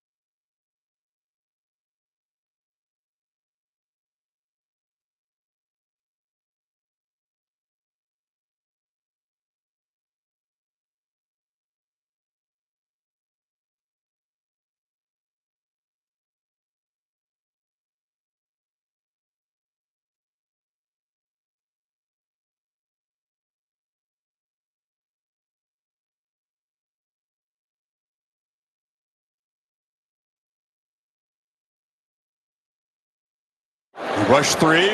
Rudolph has plenty of time, fires down the middle, and the catch is made by Boyd. And Tyler Boyd, the 30, they got to hurry up and spike it. They got 27 yards there. Can they get the snap off instead of a field goal attempt? What a fantastic job by Tennessee's offense. Second left. They did sprint down there. Perfectly executed that sequence there to get the chunk play in field goal range and then sprint down there and get the snap. That's exactly what it was, right? That 15, 16-yard. Look at this. He hops on the right. They kind of play soft on him. He finds Boyd. Now watch everybody sprint for Tennessee offensively. Look at that clock. Just tick, tick, tick. Fantastic operation. That might have been the fastest that an offense has moved tonight. Sprinting down there to clock it and give Nick Folk a chance to convert on a third long field goal at the half. And he is 3 for 3, knocks it through from 47. So as the Dolphins are serenaded by boos heading to the locker room, 3 field goals to 1 field goal. And the Titans desperate to get their first victory. I mean, Chris Fowler, you could just say it. God, I was calling Georgia and Alabama on Saturday night, and now 3 field goals to 1 field goal. Mason Rudolph at quarterback. Let me say this. I thought the execution at the end of the half by the Titans was outstanding. I thought that the execution, one, Brian Callahan said, hey, we practiced that. Mason Rudolph said, hey, we practiced that. Like, even in the spring, that was a big deal that we practiced that. And so I thought the execution, 16 seconds, I'm like, do they have time to throw a ball over the middle and go up and spike it? They don't have a timeout. Everybody has to know exactly what the plan is. That, hey, we're going to throw this ball to Boyd. Boyd, you got to let yourself get tackled. Because if you try to run for extra yards, we're not going to be able to spike it. Rudolph delivers the ball. Boyd catches it. Boyd gets tackled. Every fatty on the offensive line ran up there, and they spiked that ball. 1 second on the clock. Masterful. And look, I get it. It wasn't the hardest throw in the world to make. But there's a lot of moving parts in trying to execute that fire drill, and they did it. And so I got to give a lot of credit to Mason Rudolph, and I got to give credit to the coaching staff because I thought that was outstanding yesterday, and it made a difference. You know, the game was a blowout, but it really became a blowout in the second half. There's a big difference between being up by 6 and the Miami fans booing mercifully the Dolphins off the field and it being a 3-point game and them getting the ball. So I absolutely thought that was fabulous. Weston Clarksville says, what about when the refs blew the play dead on a backwards pass that would have been a touchdown? Let me say this about that.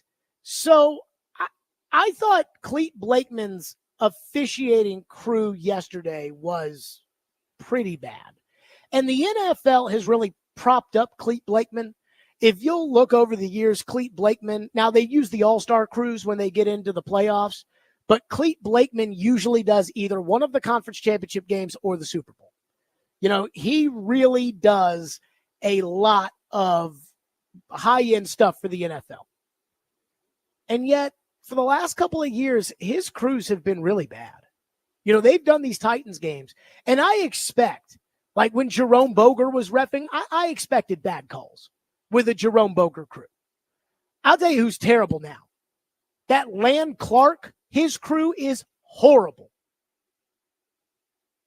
They're awful. I'm trying to think of some of the other ones because they've changed so many of the refs over the years. Boger used to kind of be the gold standard. But Clete's crew's been pretty bad lately. But I'm not so much upset about the bad call. The bad call I'm really upset about in last night's game. The worst call was the Tavondre Sweat holding, which I thought was ridiculous. And the punt return, the review on the punt, I don't know how you overturn that. I thought that was as bad as the end of the Miami-Virginia Tech game Friday night. I don't know how you overturn that. But again, what bothered me was Arden Key picks up the ball, and then he starts looking around. Like, just go run with the ball. And I look at it as, look, the officials are going to make official decisions. I can't worry about the officials, but I can worry about how the Titans are coached. So don't worry about it. Just go run with the ball. Because I didn't hear a whistle. And I think he was like, is there a whistle? Is there not a whistle? Should I run with it? Just run. And if they stop you, let them stop you. Make them stop you. The Titans played a game in St. Louis. This is how long ago this was. Titans played a game in St. Louis about 20 years ago. And the Rams threw a similar pass. They thought it was a forward pass. It ended up being a backwards pass. And Peter Sermon picked the ball up and ran it into the end zone for a touchdown. And nobody stopped him. And the Rams were like, well, we thought it was dead. Well, it wasn't. Touchdown. That was kind of my beef with that play. One texter says, what was your deal with Louis Riddick? I tweeted out last night that Louis Riddick, first of all, I thought the entire ESPN crew outside of Laura Rutledge was horrendous.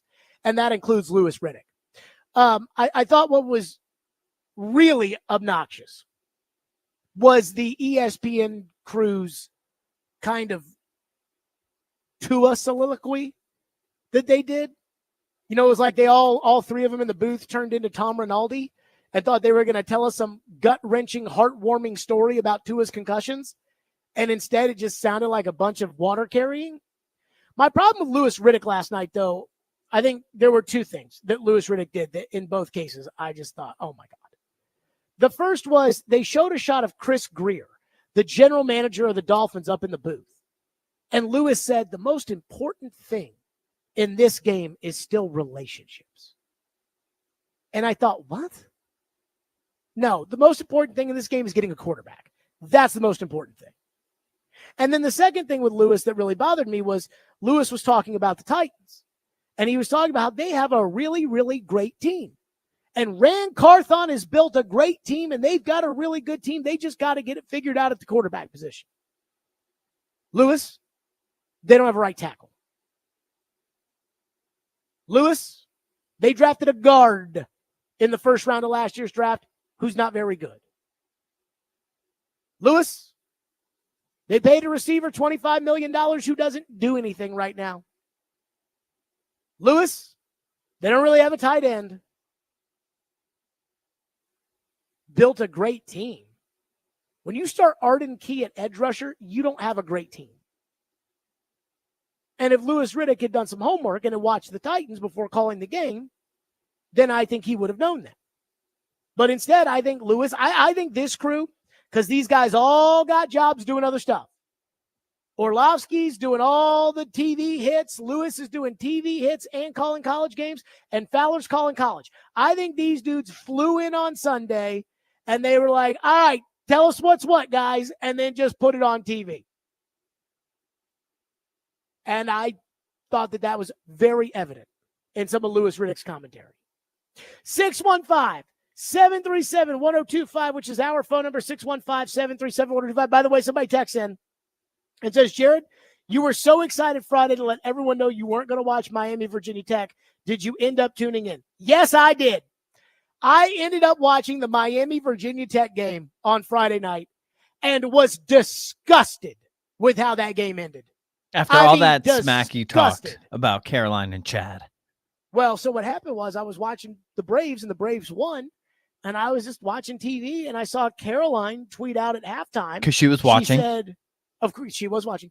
She said, is Vanderbilt better than Miami to your phones next? And I thought to myself, Virginia Tech's winning this game? Well, I got to see this. So I tuned in.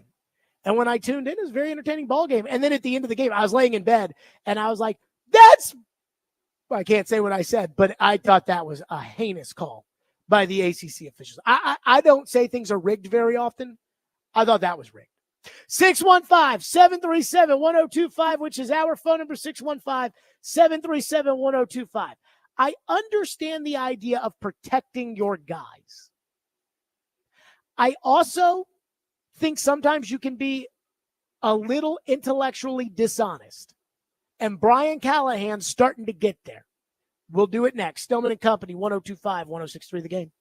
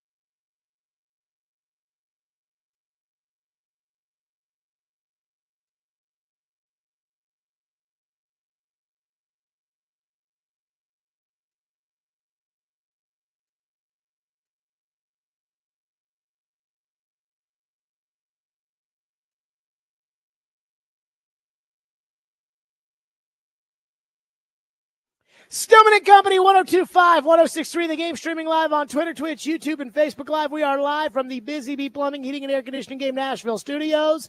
It is a Titans Monday, but it is a Tuesday, which means Trevor in 30 minutes. Cannot wait to hear Trevor's reaction to last night's Titans win. Brian Callahan's first win. Congratulations for him. And Ian, I don't want to tell the people what it is. Okay. But maybe the greatest argument in radio history has never been had on this program before.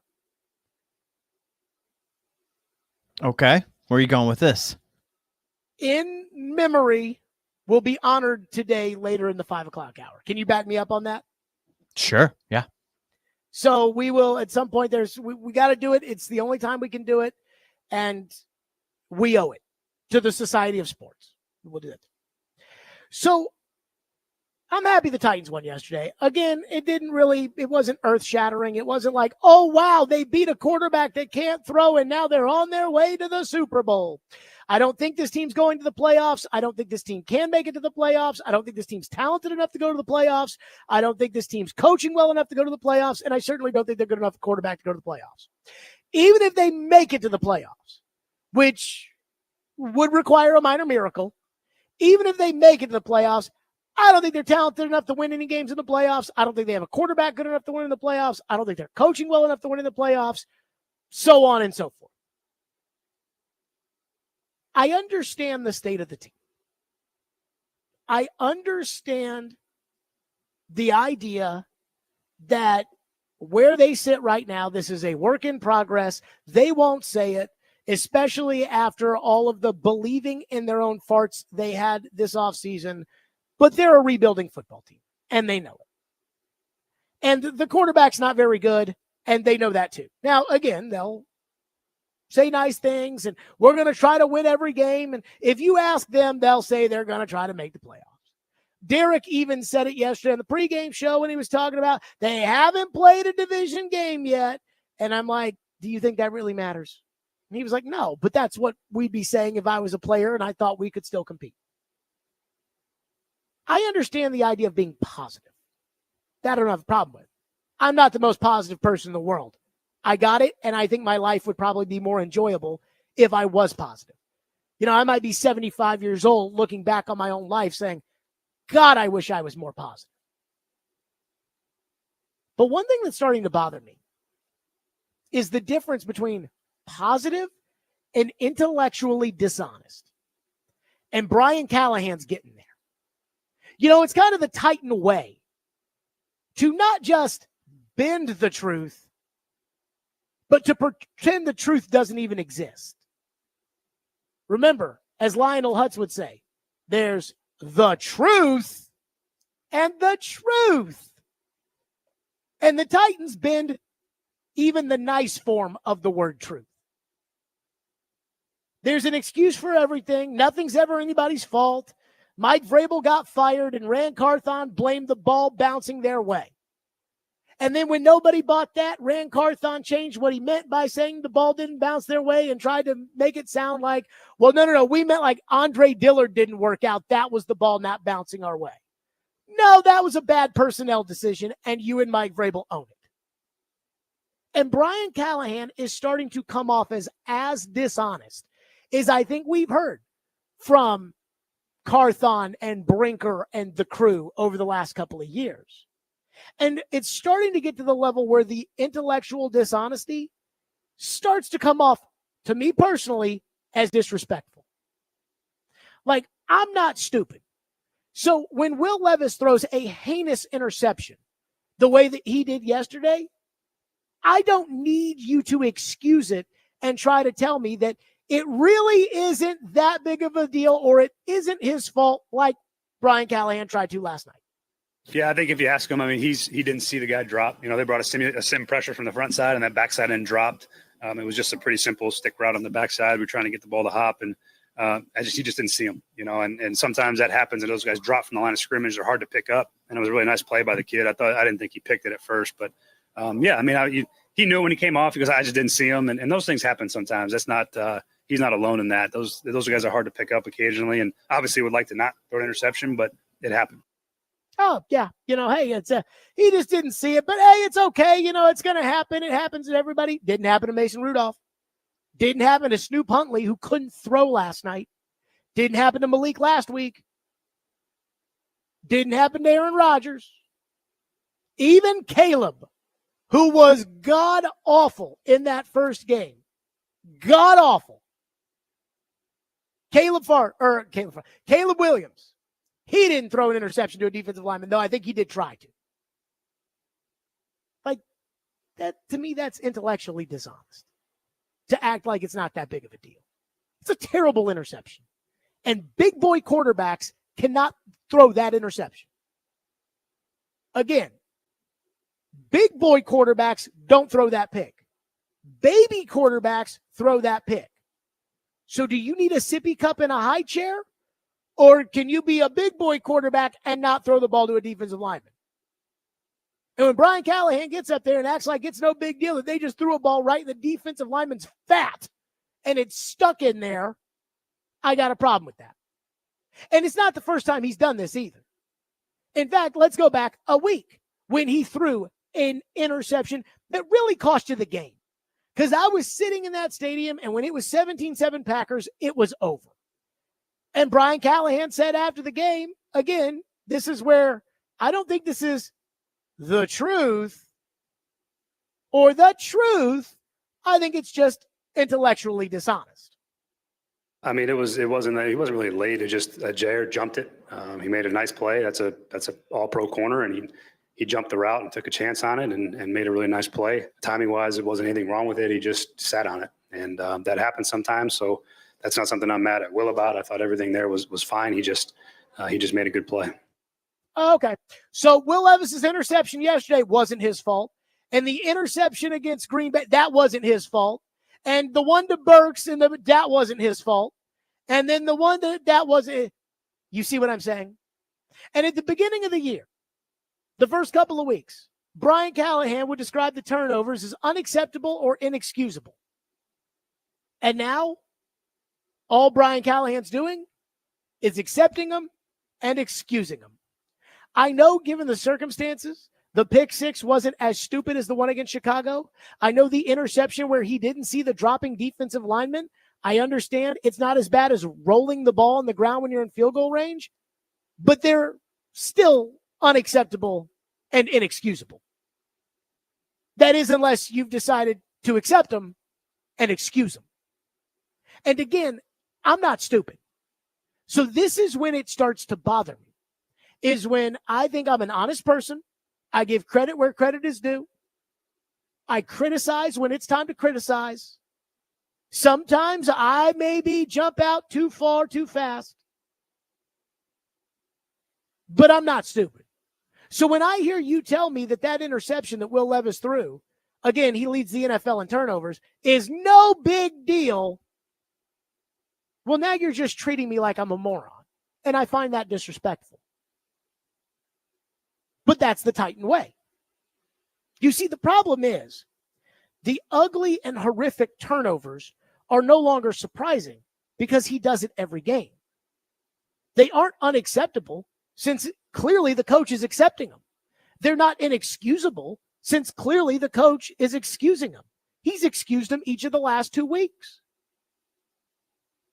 And this is where, again, this organizational culture of making stuff up is starting to drive me up a wall. The reason the Titans are so bad and were so bad last year is because they keep lying to themselves about how good their team is and what their problems are.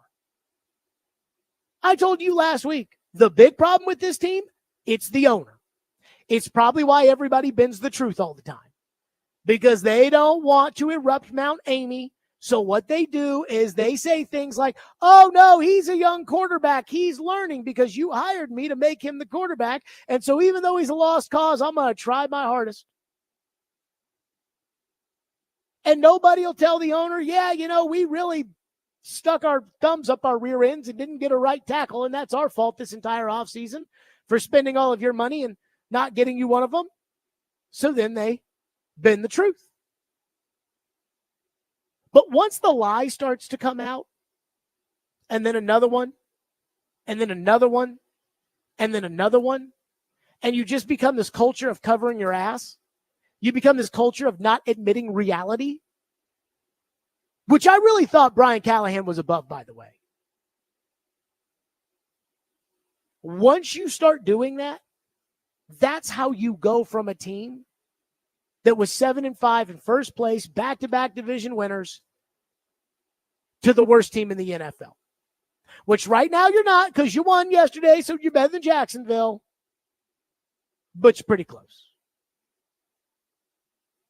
And to this whole, again, culture where everything's a lie and it's never anybody's fault and the ball didn't bounce our way and we're all singing Kumbaya over here, I find it to be pretty disrespectful. I'm a Titans fan. We spent a lot of money on PSLs for the new stadium. I baked in the 100-degree heat to watch Malik Willis, who you gave up for a bag of footballs, light your ass up. Don't tell me I don't love my football team. But I think it's pretty disrespectful to treat me like I'm so stupid that I should be okay with a quarterback who throws a pick 6% of the time. But when you do that, you're treating all of us like we're idiots. And I don't think that's how you build a winning culture. 615-737-1025 is the phone number. 615-737-1025 if you want to weigh in. We do have phones. We'll get to them. And then I did hear Brian Callahan say something yesterday that, I mean, it sounds great, but the circumstances of this win make it kind of hard to really believe. We'll get to that next. Stillman & Company, 615-737-1025, 1025, 106 for the game.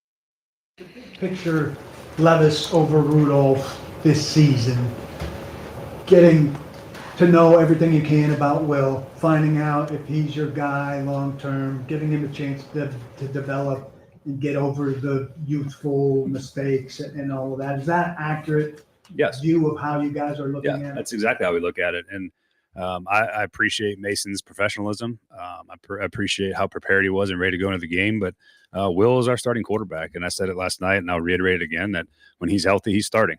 And hopefully he's healthy for Indy and we're ready to roll. And he's the starting quarterback, because it's hard to play quarterback in the NFL, as everybody knows.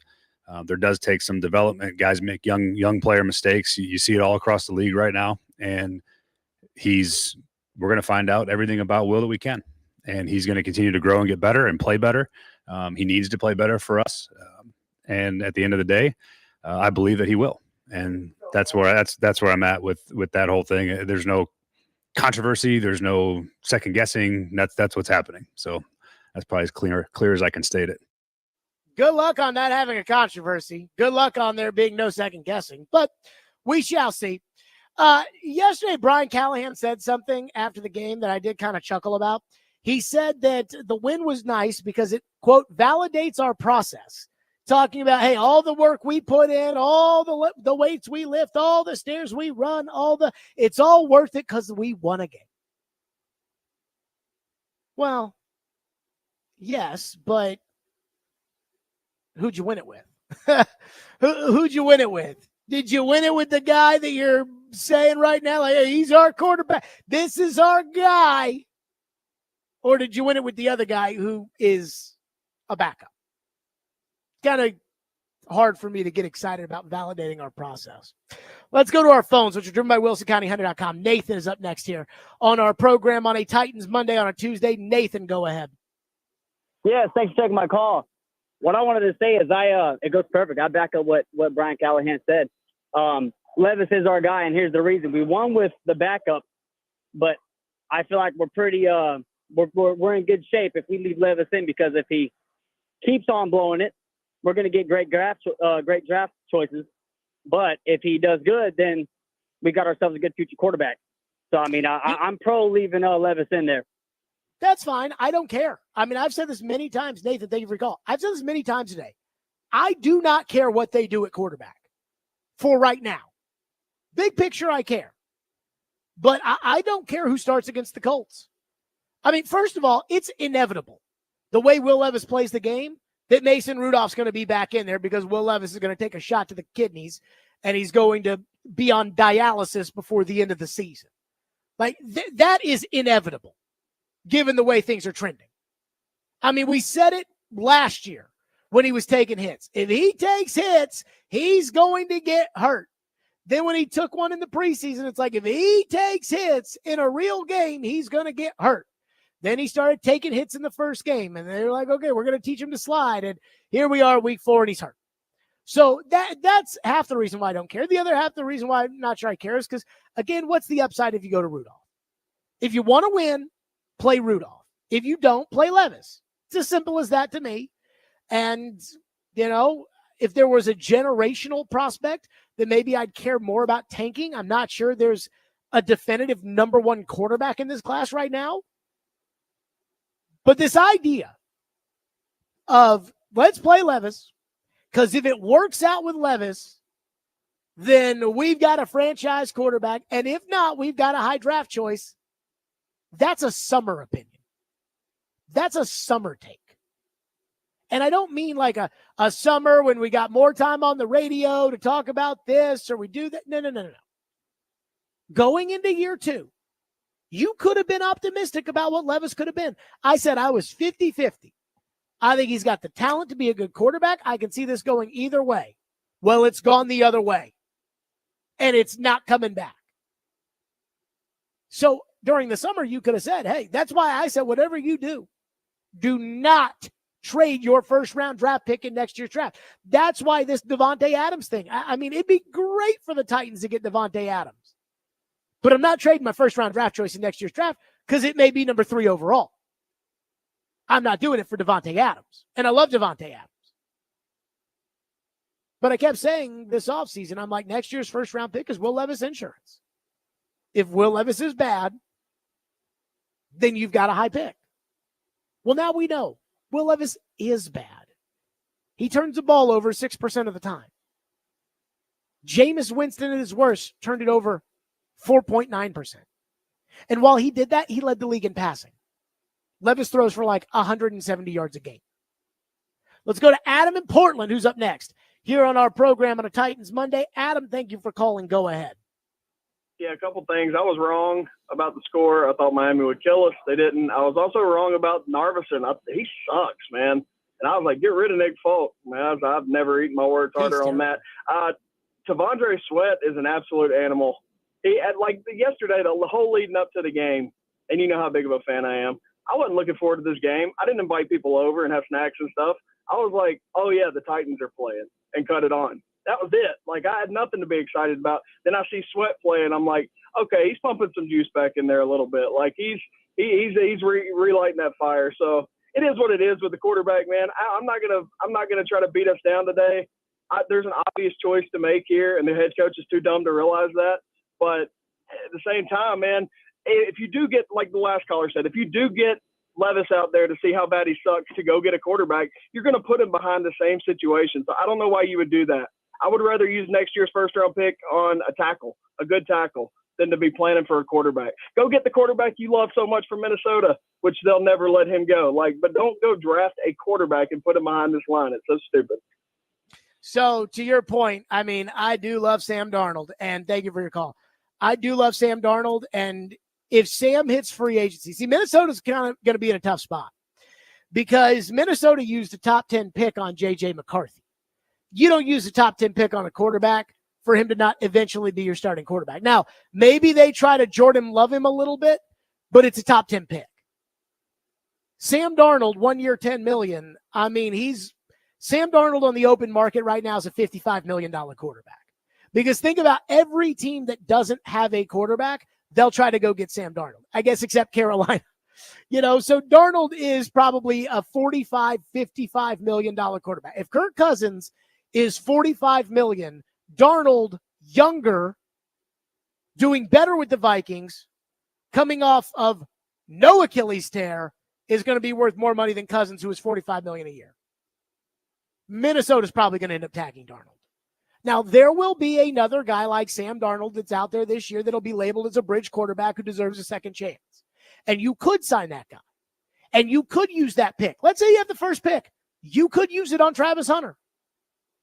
You could trade down and pull off the John Robinson and get your right tackle and get Derrick Henry and get Jonnu Smith a year later and get Corey Davis a year later. You can do that. But I guess right now where I'm at is I am thinking quarterback in the first round and then going, somewhere else on the other side. One texter says, it's hilarious. The Titans have Calvin Ridley, who has 1 catch in 2 weeks, and now people want Devontae Adams. I don't think anybody's talking about Devontae Adams. I just brought it up as in I would not trade my first round pick for Devontae Adams. What about your second? Then we can talk. But don't you think they're going to get a first for Devontae? The report was second and something. Did somebody trade for him? No. Or is that what they're looking for? That's what they're looking for. He's 32. They'd have to redo the deal, but second and they're looking for second and something else for like a package. No, first was not mentioned, but a second was. Do you think they take Ridley? You've got a receiver that doesn't want to be there. No. Ridley. Just Ridley? Straight up? No. Yeah. No. Devontae wants out. He's 32. No, Ridley's 29. They want to pick. They want to rebuild. I guess. Let's go to Tony, who's up next here on the program. Tony, thank you for calling. Yes, sir. Thank you for having me. Man, first off, that game was painful to watch. Awful. It was like pulling teeth. Somebody had to win. And as far as us scoring 30 points for the first time in however many games, hey, man, that didn't give me any enthusiasm at all. Number two is, if you put both of our quarterbacks together, you wouldn't have half of a good quarterback. So it don't really matter who's out there on the field. You're going to get the same product. Well, I think it does matter because one quarterback turns the ball over 6% of the time and the other one doesn't. But I hear your point, Well, Tony. I can Thank agree you. with that. Yeah. Yeah, I Tony, can thank agree you. with that. All right. That's probably the best call of the day. I don't disagree with Tony on pretty much anything. Okay, Trevor joins us next. What does Trevor think about the Titans after their win? What did he think about the offensive line? What do you think about the difference between Rudolph and Levis? We'll do it next. Stillman and Company, 102.5, 106.3 The Game.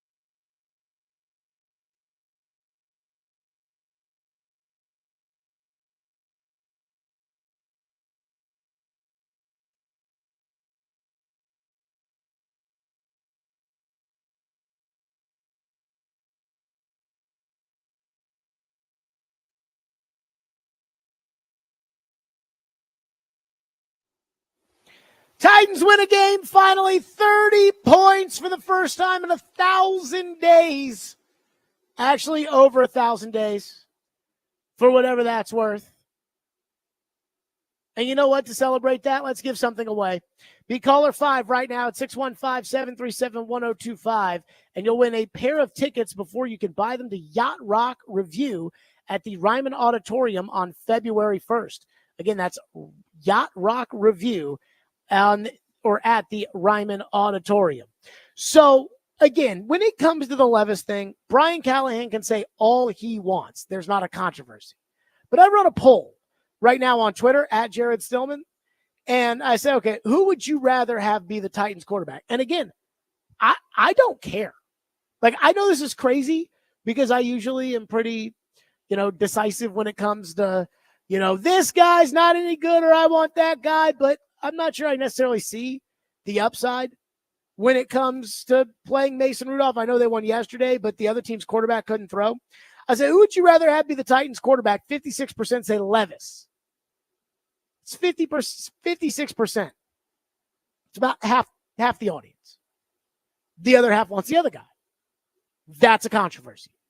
Trevor Maddich joins us now on the program from ESPN, presented by Houston Clinic Orthopedics, when experience matters. Trevor, we start here with the Titans. What do you make of the quarterback situation, and what do you make of it going forward?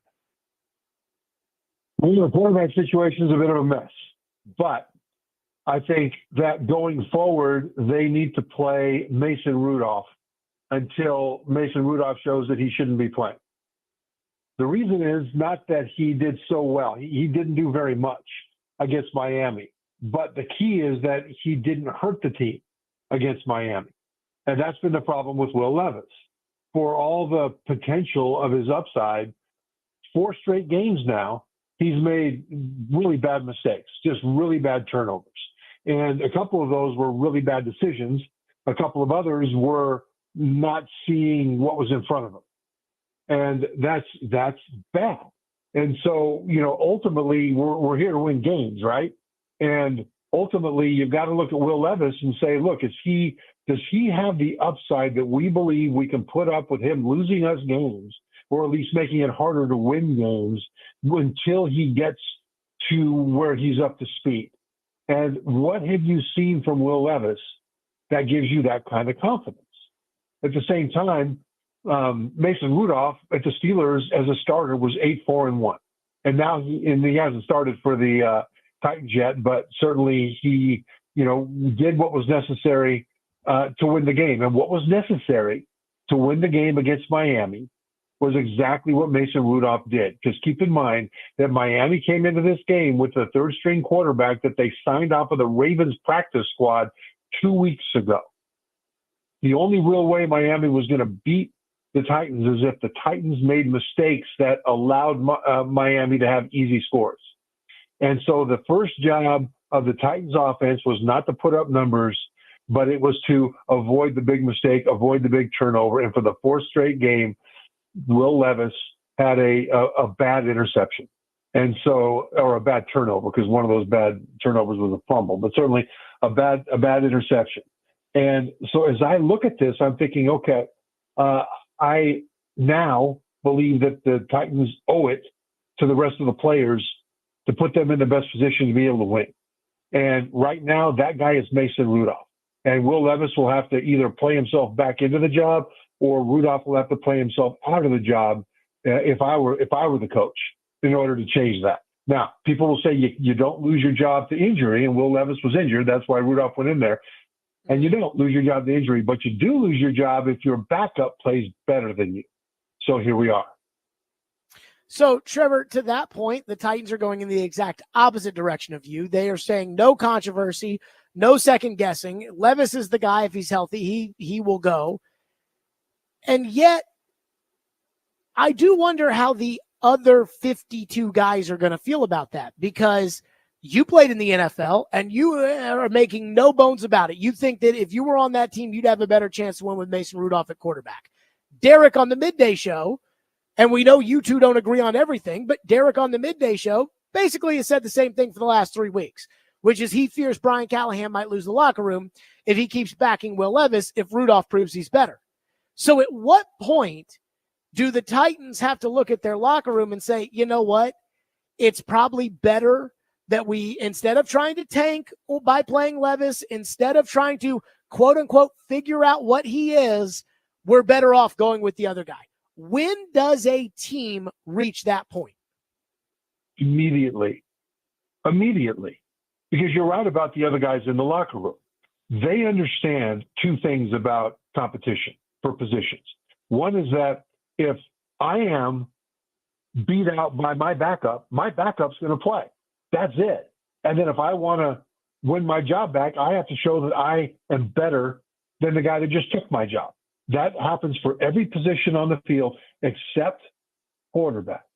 There's an exception and allowance for quarterbacks because it's a harder position to learn than any other. It takes more time. And there's an understanding among the players in the locker room that if you've got a young quarterback with a lot of promise, we're going to play through some of his mistakes because we can see the light at the end of the tunnel. The problem is I haven't seen what the light at the end of the tunnel with Will Levis is. You know, I see some big throws. I see some great moments. And I see game-changing mistakes for the negative over and over again. You and I, a couple of weeks ago, you know, we had talked about after the second game, Jared, that Will Levis had made two really bad decisions. And again, I don't mind a bad throw, and I don't mind when a defense makes a great coverage or a defensive player makes a great play. That happens to all quarterbacks. I'm talking about decisions, and I'm talking about seeing what's in front of you. And I led against the Bears that turned into a pick six in a one touchdown loss. And then you've got the attempted lateral as he was going down against the Jets on the 6-yard line, for goodness sake, going in, which took away an opportunity for a field goal at least. Those were really bad decisions. And Jared, you and I, after that Jets game, said, okay, well, gee, that's 2 consecutive games where he made a horrifically bad decision that horrendously hurt the team. Can he do that for 17 straight games? I don't know. They did it again the third week, which is more he didn't know what he was seeing and he threw a pick six. And then this week he did it again, which again is not knowing what he's seeing. And so that's 4 consecutive. Can he do 5? Can he do 7? Can he do 10? I don't know. But if I'm in that locker room, I'm looking at that happening thinking, okay, we've got really good players on this team. We should be at least competitive with most everybody in the league, but we don't have a chance to win because our quarterback keeps throwing the ball to the other side or fumbling the ball to the other side, not based on great plays by the other side or just a physical mistake by the quarterback, but based on either poor decisions or not knowing what he's seeing, and it's not getting better. And so that locker room will take the allowance that quarterbacks get to be able to have to put up, the team has to put up with mistakes from young guys until they come up to speed. That gets eaten up pretty quickly when the mistakes are decisions or lack of vision that keeps repeating itself. And when you said, Jared, that the locker room, might, they won't rebel or anything like that, but you start to lose belief in the coaching staff, and you start to lose belief that the coaching staff wants to win football games right now, which is why everybody else is there, right? If this continues. So this is one of the reasons that I think that they should go with Will Levis, with Mason Rudolph. But, what the coach says isn't congruent with that. What he believes, I'm not sure. But I don't mind when coaches lie. So I'm interested to see what he actually does. Trevor Matters with us, presented by Houston Clinic Orthopedics, when experience matters. Trevor, I'm ready to say I know what Will Levis is. And I know it's 13 starts, and I know, hey, some guys get better over time. I certainly was one banging the drum for Sam Darnold, and Sam Darnold has delivered. But Will Levis is 25 years old. He's turning the ball over 6% of his throws. And again, every week it's a catastrophic mistake. I mean, this week, he just threw it right into the gut of a defensive lineman. Last week, he threw a pick six right into the hands of the defensive back. It's every game. He's not learning. He's not learning to slide. He got hurt yesterday because, again, the 2 things they've been telling him all year, stop turning it over, stop taking hits. He can't listen. He won't do it. I've decided it is what he is. And I'm ready to give up. Again, I mean, I don't care if the Titans go to Rudolph or not, because I don't care this season if they win or lose. They're terrible. But big picture, I think there are some people out there, including the coach and the Titans themselves, that are trying to, quote unquote, see what we have. And I feel like I know what we have. Do you feel like you know what they have? Not yet. I think Will Levis may well turn into a good starting quarterback. I don't know how long it might take. I don't know what the investment should be in the downside until he gets there. But I think it's possible that he could do that. So I don't know what they have with Will Levis. I just know that I haven't, what I see with him with these mistakes, we talked about, making really bad decisions like flipping the ball, in the pick six against the Bears and all that stuff. But then there's a couple of interceptions that happened because he didn't know what he was seeing. And that's kind of a big deal because every quarterback can stand in front of a whiteboard in a meeting room, have the coach pepper him with questions. In this coverage, in this pattern, pass pattern, what do you do? Okay, if it's this is a blitz, what do you do? And he can answer every question correctly. That's mildly interesting. The great quarterbacks can take that information and apply it under pressure in a very short time frame after the snap. Because before the snap, you see the defense deploy. Often that is a disguise. After the snap, you see what they're actually going to do, and you have about a second and a half to be able to figure out where you need to go. Then you've got about another second to actually physically get the ball out. And beyond that, bad things start to happen. And that's been the problem for a lot of very talented college quarterbacks coming into the NFL, is processing all that information in a short enough time period. And Will Levis, you talk about the pick that happened in this last game. It was a zone blitz. So what happened was the defense blitzed off of the right side. But so that they could still play zone behind it, they dropped the defensive lineman back into the short zone on the left. And Will Levis thought, okay, well, here comes the blitz. I'm going to have a short route here with the receiver just stopping between the zones, and I'm going to be able to throw it to him. It's going to be an easy completion. And he turned and he threw it. Well, you've got to turn and see what's happening so that if something unexpected is there, you don't just let it go. Ultimately, most of what a quarterback needs to do is know who's going to be open, where and when, based on what he sees in the coverage, even if he doesn't see the receiver. But you still need to be able to see that everything, confirm that everything is what you thought it was going to be. I'll give you an example of that. I've talked to a lot of defensive backs that are grizzled veterans that will play with another grizzled veteran. A coverage will be called, and sometimes just based on what they see, they'll look at each other before the snap, and they'll just nod. And that means they're going to switch assignments. The quarterback doesn't expect that. He thinks he knows what the coverage is, but all of a sudden, the guy that was short goes deep, and the guy that was deep comes short and picks it off, right? That's why the quarterback still needs to be able to identify what's happening before he lets that thing go. And that's something that Will Levis apparently is really struggling with, because his interception on that zone blitz, he let it go without having any idea that that might be a zone blitz. He didn't confirm it. And the pick six against the Packers was exactly the same way. And so, these are things that he needs to get better at before he qualifies to get on the field, in my opinion, because that's 4 straight games now that something in this category has happened. Wow. You've got an experienced veteran who is 8-4-1 as a starter, who is calm, who is not a big play guy, but who is not going to hurt you. And that's what quarterbacks have to start with. Don't hurt. The Hippocratic oath of quarterback. Don't hurt. Trevor Maddich is with us, presented by Houston Clinic Orthopedics, when experience matters. Coming up next, Trevor, Mel Kiper Jr.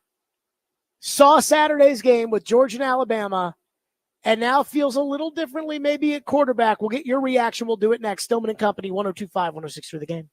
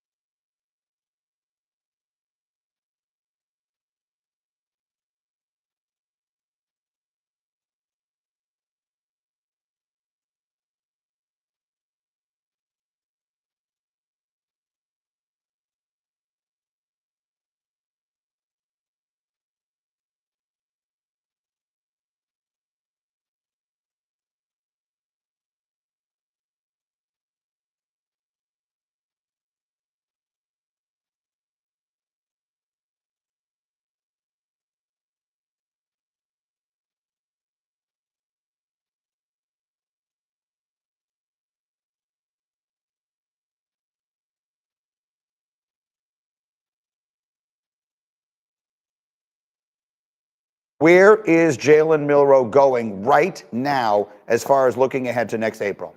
Vying for QB1 in this draft is what he's doing. Great. You think about where Shedeur Sanders is from Colorado, off a really good game, really good performance. Think about Cam Ward from Miami of Florida, Carson Beck. You think about a guy like Quinn Ewers coming back from that injury at Texas. So there's 5 vying for QB1. Jalen Milroe right now is QB1. I still have Shedeur Sanders there. I'm going to debate that in my own mind between now and Friday when I come out with those next rankings, Thursday or Friday, depending upon when I'm finished it all. But Jalen Milroe, 53 touchdowns, 7 interceptions. That's 53 combined passing, rushing over the last 2 years, 18-1 this year, 16-2 as a starter. And you see the progression. He's always been a great deep ball thrower, great deep ball accuracy. The progression's been short, intermediate, precise passing, accurate passing there. Operations, right? The details, the pre-snap. He's getting better at that. Jalen Milroe, to me right now, is in the mix to be certainly QB1 and be a top 10 pick overall, and maybe even higher than that, Greeny, by the time we get to late April. Mel Kiper Jr. was in love with what he saw at Jalen Milroe Saturday. Well, that makes 2 of us, because I was in love with what I saw at Jalen Milroe. At the end of the first half, I was texting college coaches. I said, this guy, he reminds me of Lamar Jackson. And then saying, hey, I'm out on Carson Beck. Then I turned the game off at the beginning of the fourth quarter thinking it was over. And next thing I know, Twitter's going crazy. And so I rush back to put the game on because I want to see this Georgia comeback. And then I see Jalen Milroe throw another bomb to an incredible 17-year-old receiver, freshman Alabama's got. It's like Julio Jones out there.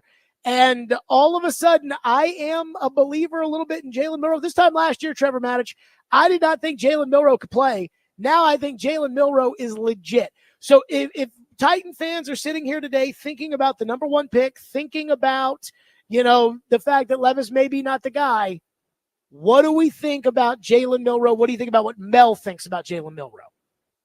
I think Mel is right, because you see Jalen Milroe improve year to year to year, game to game, even in the craft of quarterbacking. I mean, when he first got to Alabama in his first, even really 2 years of starting there, he was basically a running back with an arm bolted onto his shoulder and could throw the ball really well down the field.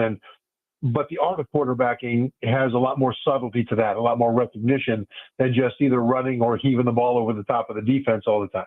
And you saw him get better at that last year as the season went on. And this year you see the same thing. And as a litmus test, you look at the Georgia game. I mean, he completed almost 82% of his passes for 374 yards against one of the very best defenses in the country. You've got NFL guys loaded all over that defense at all 3 levels, including in the secondary. And he knew what he was looking at, and he was dropping dimes left and right. So on the one hand, from an empirical standpoint, you've got to look at him and say, he just keeps getting better. He has not approached his ceiling yet because he has not leveled off yet in his growth as a passer. Trevor, what do you make of Shedeur Sanders? I'm not interested in Dion Ball, and and there have been some off the field antics I don't like with Shedeur. I also think he might be a little too small, and yet Shedeur does light up the scoreboard on a team that's not very good, though Travis Hunter is very, very good. But Shedeur's kind of lighting it up. Should I be more open to the idea of the Titans drafting Shedeur Sanders? Yes, because last year he played in front of, or behind the college equivalent of the 2023 Titans offensive line. They couldn't protect him at all. He was sacked 52 times last year, hit a whole lot more, and he still set a single season passing record at Colorado.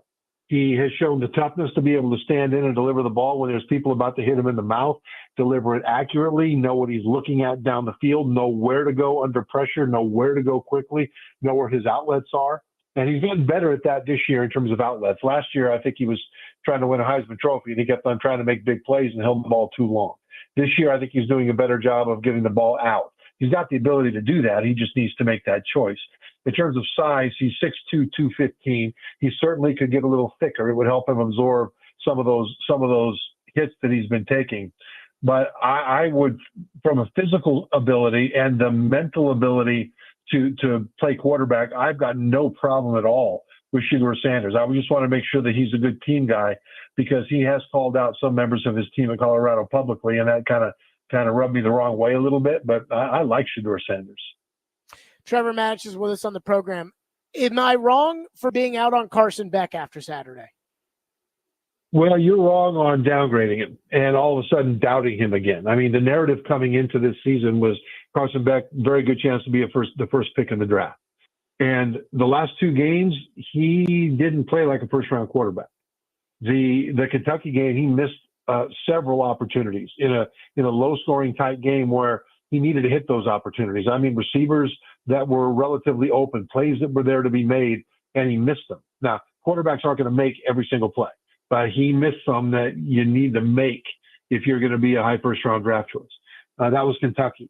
Against Alabama, it was a tale of three games, basically, for him. In the first half, he really couldn't hit the broadside of a barn from the inside. He kept on throwing the ball to the wrong side of the receiver, especially on the perimeter, where he needed to throw the ball up and over the receiver and drop it on the boundary because the defender was on the inside. And so he was throwing the ball where the defender was instead of throwing the ball up and over into the alley on the outside. He's better than that. At least last year he was better than that. Then in the second half, people forget this, or they don't see it because of the emotional tidal wave of Alabama in the first half when Bama ripped off 4 straight touchdowns to start the game unanswered. In the second half, Georgia ripped off 4 straight touchdowns, answered only by a field goal. Georgia was just as dominant during that stretch as Alabama was, certainly on the scoreboard, and they took the lead with 2.5 minutes to go. So you've got to give a lot of credit to Carson Beck because they did it on his arm. Again, he wasn't super precise, but he was precise enough, and he found the matchups, and he brought them back on the road against a very tough defense. So that's the second game. What's the third game that he played in that one day against Alabama? The predetermined throw into the end zone right where the defensive back goaded him into throwing the game-clinching interception. That's the play. And it was the right matchup for him. He had a tall senior receiver matched up against a smaller, true freshman defensive back.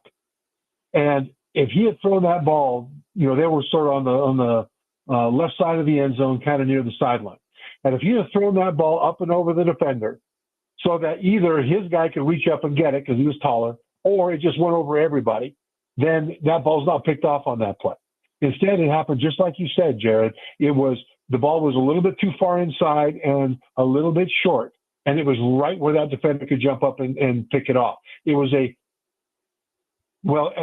most generous way I can put it is that it was an inadequate throw in terms of accuracy from Carson Beck. And he had time to throw it. So who is Carson Beck? Well, last year I thought I knew. And he lost, his top 2 receivers to the NFL. But this Georgia receiving core, pass-catching core is not as spectacular as they had last year, but it is still quite deep and very capable. And so there's no excuse that he doesn't have anybody to throw to. He just has been less accurate this year in key moments, and that worries me. Okay, Trevor, I want to put you on the spot. Rank them: Beck, Milroe, Sanders, Ewers. Ewers would be number 1, except he hasn't stayed healthy any given year at Texas. And that's a red flag too, by the way. That is a huge red flag. Yeah, it's like at some point, you gotta, yeah. So that's a red flag. So right now, I would put Shedeur Sanders at number 1. I love the way Shedeur Sanders plays, just love it, and I think he would translate to the NFL very well. I would put Jalen Milroe at number 2. He's playing really well now, and he only will continue to get better. I put Ewers at number 4, and Beck would have to then be at number 3, just because if you're hurt all the time, I can't count on you, and that's where Ewers is right now, in my opinion. If nothing changes between now and the draft, would you rather take one of those 4 or Travis Hunter? You're the Titans. I don't think I'd take either one of those. I think if I were going to take a defender, I would take Will Johnson, corner from Michigan, because he's big, man. He's 6'2", a little over 200 pounds, an elite cover corner. I mean, he is everything that you want as an NFL corner. And he is, and keep in mind that you've got a couple of free agents that the Titans signed at corner that have had injury problems. One of them's on injury reserve right now. And the other one, Snead, they're having to manage through practice to keep him healthy. So these guys are short-term rentals, and I think Will Johnson would be a better pick just because he's taller and I think a better NFL corner than Travis Hunter would be. Travis Hunter would be really, really good. Will Johnson would be better. Okay, and then last one, I forgot Cam Ward, and both the YouTube chat and the text line have reminded me of that. Where would you fit Cam Ward in with that group? Cam Ward is rising. He's the quarterback at Miami. Cam Ward makes the difficult plays look so easy. He is so smooth, so accurate under pressure, and he is rising, in my opinion. And he's got an easy chance to break into the top 3. And right now, I would, if I had to draft today, I would draft Cam Ward over Carson Beck or Quinn Ewers. Okay. Trevor with the heater right down the middle. Shador, Milroe, Ward, Beck, and Ewers in that top 5. And I don't even want to go to Jackson Dart because I watched the game on Saturday. Trevor, great stuff. As always, we appreciate you. We'll talk soon. Thanks, Jared. And remember, just a few hours ago, it was September. So we have a lot of time to talk about changes as they go. Thanks, man. I appreciate you having me on. Trevor Matich, as always, on the program presented by Houston Clinic Orthopedics, when experience matters. So Trevor said something, and D. Mason said something kind of similar. And yesterday, Ryan Clark and Jason Kelsey kind of said something similar. And I do think it might be a problem for Brian Callahan. We'll get to that next. Stillman & Company, 102.5, 106 for the game.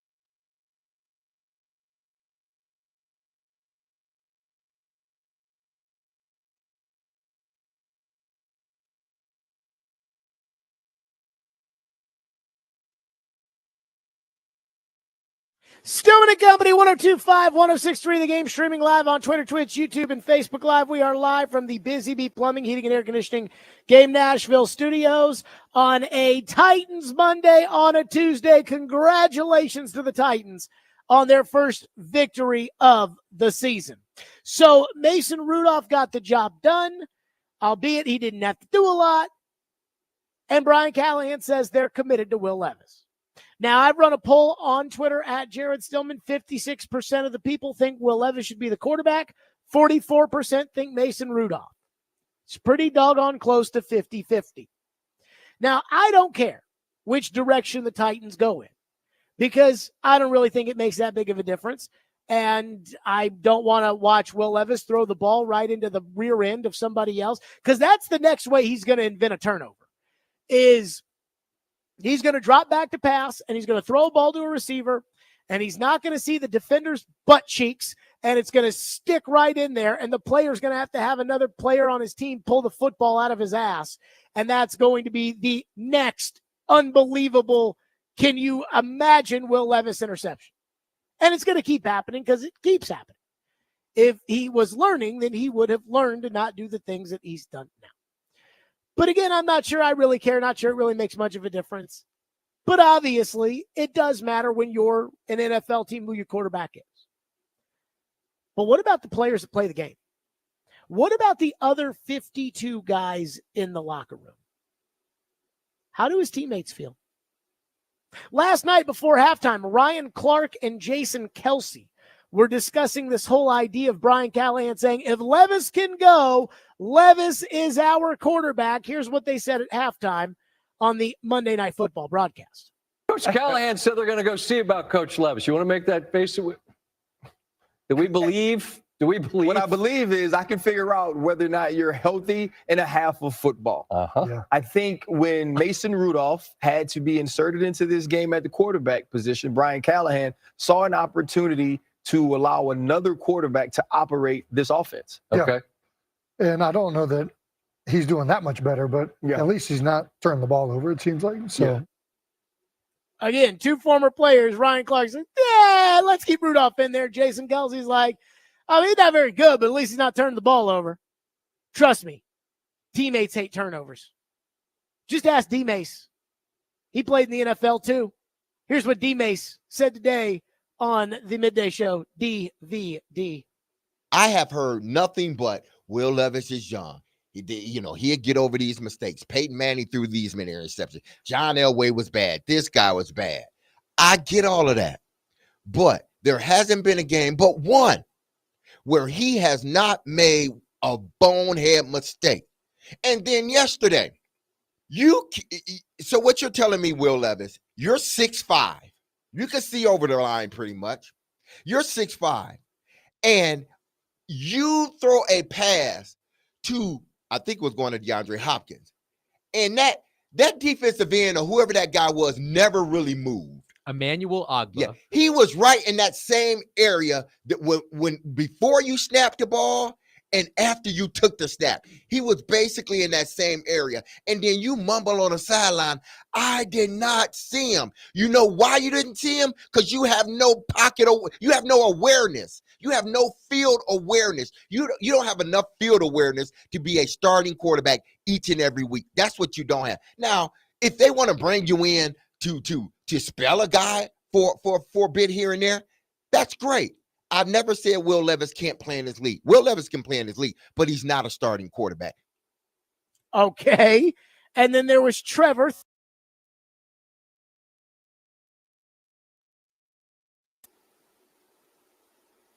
The first job of the Titans offense was not to put up numbers, but it was to avoid the big mistake, avoid the big turnover. And for the fourth straight game, Will Levis had a bad interception. And so, or a bad turnover, because one of those bad turnovers was a fumble, but certainly a bad interception. And so as I look at this, I'm thinking, okay, I now believe that the Titans owe it to the rest of the players to put them in the best position to be able to win. And right now, that guy is Mason Rudolph. And Will Levis will have to either play himself back into the job, or Rudolph will have to play himself out of the job if I were the coach. in order to change that. Now, people will say you don't lose your job to injury, and Will Levis was injured. That's why Rudolph went in there. And you don't lose your job to injury, but you do lose your job if your backup plays better than you. So here we are. Okay. What do Ryan Clark, Jason Kelsey, Derek Mason, and Trevor Maddich all have in common? Anybody want to take a guess? Ian, do you want to take a guess? What do those guys all have in common? You going with the former player angle? They all played in the NFL. Every single one of them. In fact, all four guys played in the Super Bowl, and they all played in different eras of those Super Bowls. For instance, Trevor played in the Super Bowl in 1985. Derek played in the Super Bowl in 2000. Ryan Clark played in a Super Bowl in 2011. And Jason Kelsey played in a Super Bowl in 2023. They all played in Super Bowls, but again, different eras of football. And they're all kind of telling you the same thing. Derek played 15 years, Kelsey played 13, Clark played 13, Trevor played 12. These are vested NFL veterans. In fact, I assume all four guys get a pension from the NFL. And they're all telling you the same thing. They don't believe in Will Levis. Now, I don't believe that just because somebody played the game that they represent every player. Don't we see this anytime there's a political issue and people say, Colin Kaepernick is disrespecting the flag? And then they bring on a military guy who says, no, as a veteran, I fought to protect freedom of speech. I'm okay with it. And then the other channel brings on somebody that says, no, as a veteran, I am ashamed that Colin Kaepernick would kneel for that flag. So again, not every former player represents all the players. But again, I got four of them. Four guys who played in four different eras. And all four saying the same thing. It's kind of like a poll. They can say it because they're not his teammates. DeAndre Hopkins can say to TD, well, I know football. So I did this talk about Will Levis. Like all these people out there, they're thinking everybody who's talking about this is me. Is Jared Stillman, who never played football, who never coached football, who's been doing talk radio his entire professional career. That's what they're saying. Those are the people saying this. No. You going to tell me Trevor Maddich doesn't know football? You going to tell me Derek Mason doesn't know football? You're going to tell me Jason Kelsey doesn't know football? You're going to tell me Ryan Clark doesn't know football? And let me say this. I've disagreed with three of the four several times. I've never really disagreed with Jason Kelsey because I don't really ever remember Jason Kelsey saying anything I cared about. But again, these guys are all saying the same thing. Which takes me to Callahan, who never played a down in the NFL. So this whole Levis is our quarterback thing. Don't you think eventually this won't sit well with that team? When they realize he can't stop turning the ball over? When they realize that the other guy, simply because he doesn't just turn the ball over at will, might give them a better chance? So, again, I know the Titans can say there's no controversy, there's no second guessing, there's no nothing. And I know that people can say, well, that's just Jared Stillman. No, it's four guys who played the game for over a decade. Four guys who've all been on teams that have gone to the Super Bowl. Four guys who have played with winners. Trevor played with Barry Sanders. I think he was pretty good. Derek played with Ray Lewis. Ryan Clark played for the Steelers with Big Ben. And Jason Kelsey won a Super Bowl with the Eagles. They know what good looks like. I'm not saying every guy of the 52 is going to think exactly like that, but it wouldn't surprise me if most of the 52 are starting to think that. And that's going to be a problem for Brian Callahan. Again, I don't care if you win or lose. I think your team sucks. You don't have a right tackle. You guys were pumping that toxic sunshine positive. That's fine, whatever. You're 1-3 and you only won because Miami's quarterback couldn't throw. Congratulations to you. But I don't care because I'm fine with you losing every week. I don't think those players are fine with that. That's going to be a problem. 615-737-1025 is the phone number. 615-737-1025 here on the program. There is one thing from last night's game we've got to discuss, and then we're right to your phones. 615-737-1025 here at Stillman & Company. 1025, 1063 The Game.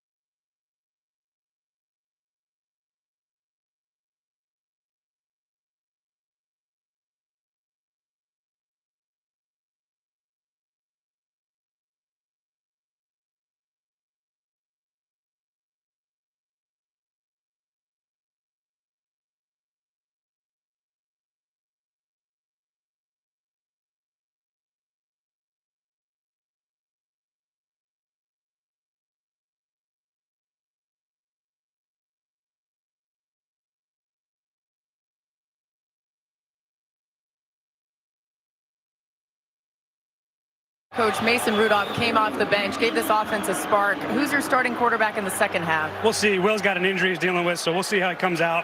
Weren't sure how he was feeling, so we just let Mason finish the half, and we'll figure it out when we get in there. Yeah, what will be the determining factor about who should be your starting quarterback? It's just a matter of if he can physically play, and then if he can play, he'll go. But Mason's done a really nice job for us. Thanks, Coach. Thank you. Laura Rutledge, A+ at halftime with Brian Callahan. You know, sometimes these sideline reporters, they don't have any talent there down there. They're like, Coach, what's your message to the team? And that's it.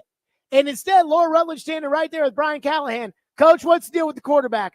Oh, yeah, Will's kind of dinged up, so Mason went in there and it was all good. Okay, so what's going to determine who the quarterback is? Well, you know, Will's our quarterback. Got it. Now we all know. Great job, Laura Rutledge. Now I need to complain about everything else with the ESPN broadcast. Number one, and I'm going to go in order of things that I don't like. Number one, get the other game off the screen. I don't know about you guys, but I'm watching the Titans game. Again, TVs aren't as expensive as they used to be. So now you can buy, you know, an 80-inch television, and it's not necessarily breaking the bank.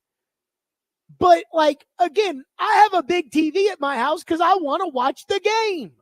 You know, my grandfather used to have one of those big TVs back in the day when the big TV, when you would look, you know, turn it sideways, and it was like 3 feet wide.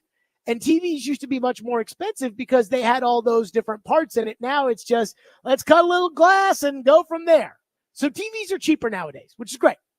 But again, I have a big TV because I want to watch the game. So when they show me the other game and they take the screen and they put, you know, the Titans game at 60% and put the other game at 30%. And so now that's actually probably being generous. 50% and 25%. And now we're wasting 25% of the screen. I don't give a rat's ass about Seattle and Detroit. I'm sorry. They left Put the Titans back on. They left it too long. It's too long. Get the Titans. The NCAA tournament. You know, what I love about the NCAA tournament, we can watch these teams of schools we don't care about at all. But they put them in the top corner of the TV. So it's like, okay, here's Monmouth and Georgetown right here.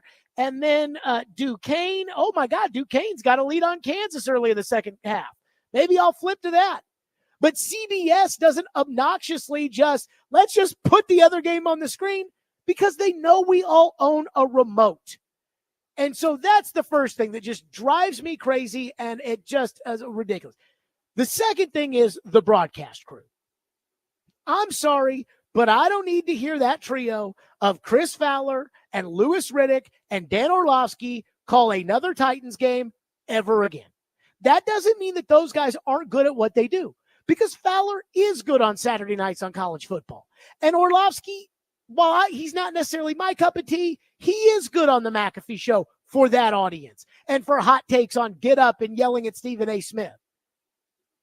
But, I mean, last night, the amount of ball washing that they did was just it was absurd. And I thought that it was most encapsulated by this kumbaya that they had for Tua Tagovailoa in the middle of the fourth quarter.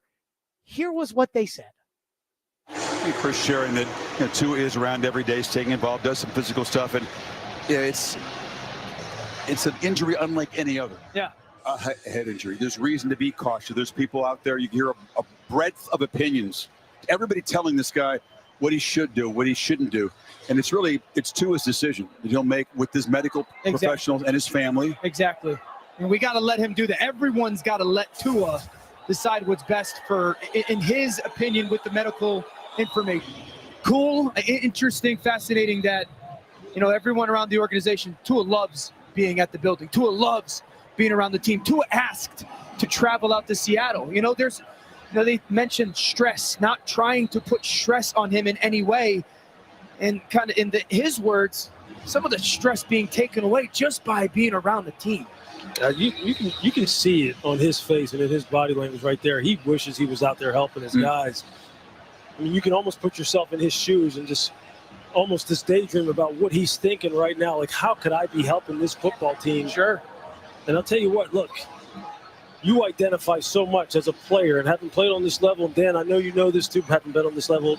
This is your team. Those are his colors right there, the Miami Dolphins. And that's why this is really very personal for him, and it's all about him. It isn't about us, what we think, or anyone else. Guys, I don't think Tua's parents would have been that ridiculous calling the game. I mean, I knew, like Robbie Stanley, I think, tweeted it out. It was like, guys, that's enough. And I agreed. And then not only that, these guys did no homework for this game. They did zero. And I get it. They're all busy with more important stuff. Like Fowler's calling Georgia, Alabama. What do you think he was worried about last week? Getting ready for the Titans? But they did no homework. I mean, everything that I heard from the two analysts about the Titans, I've heard from the Titans. Like when they kept pumping up how good Latham and Skoronski are, if you watch a Titans game, you know Skoronski sucks, but they don't. So what they do is they have these meetings with the coaches and everybody else, and they sat there and they were told that Latham and Skoronski are good, something Brian Callahan has repeated over and over again. And every time he repeats that, we say, that's not true. And so, again, they hear it, and because they don't do any homework, they just say, okay, yep, that must be the truth. I mean, I laughed so hard because Fowler, and I love Fowler. You know, Fowler came on the show at the Super Bowl. I thought it was great. Like, I really like Fowler doing college, and he's a good guy. But Fowler, when they were doing that punt, you know, onside punt or whatever, he was like, you know, they had a special teams coaching change last year. Yeah, he knows that because that happened the week before he called the one Titans game he did last year. If it's going to be as bad as it was yesterday where you're taking away half the screen, and it's going to be as bad as it was yesterday where Channel 4, and I know this isn't ESPN's fault, but Channel 4, I don't need you telling me The Voice is not on tonight over the clock. Put it somewhere else. And you're going to have broadcasters sit there and tell me about Tua's life story. Dan Orlovsky's like, we got to let Tua make his own decisions. No, you let Tua make his own decisions. I'll decide what I want to do. I mean, I'd rather just play at noon on CBS with Tom McCarthy or Beth Mowins or whoever. Just awful. That broadcast last night was atrocious. Let's go to Lance, who's up next. I'm going to run through some of these phones quickly because there is something I want to do. So, Lance, go ahead. I got two things right quick. The first one was Sweat. Last night, everybody's making a big deal. I think he's going to be a great player. But as you said, the center he played against last night sucks. Little bitty lightweight that you shoved around. The second thing is the other day on game day, what you've been saying the whole day today, Nick Saban said the player knows who needs to play. The players do. So if they're sitting there trying to say that Levis is the man, the players know that Mason is the man. I'll hang up and listen. Yeah, thank you for the call. Let me say something on Sweat. I agree Brewer's terrible. Sweat was really good last night. He's relentless. That's great. He's still, you know, we're talking about the 38th pick. Like, the 38th pick needs to sack the quarterback. And he's, you know, that's next. Let's go to Dylan in Antioch, who's up next here on the program. Dylan, thank you for calling and thank you for waiting. Go ahead. Hey, Jared. Yes, I was thinking earlier, you know, it's like an election year and all. I was thinking Will Levis is like a lame duck quarterback, like a lame duck president. We know he ain't the guy. He ain't going to be here next year. It's going to be someone else. We have to go through these next 2 or 3 months and just bear it out because Amy's going to take it to the bitter end. And it's just really depressing because I think that's how it's going to go. Quickly on the rules, hey, say what you want about Mike Vrabel. Mike Vrabel knew the rule book up and down. So I'll just say that. Thanks, Jared. Yeah, that was a bad look for Brian Callahan. Thank you, Dylan. Brian Callahan saying he didn't know the rules after the game's over. Like, buddy, that's why they pay you all that money. That's why you're rich, to know the rules. That's part of the job. And Mike Vrabel did know the rules. He was an a-hole, but he did know the rules. Okay, I think it's appropriate. We've never done it on the show, not during Jared and the GM, not during Stillman and Company, and I've been on the air now for 9 years here. In fact, I factored it the other day. I've been on the radio station for 27% of my life, and I've never done this. But it's time for us to visit the greatest debate in the history of sports radio, and we will do it next. Stillman and Company, 102.5, 106 The Game.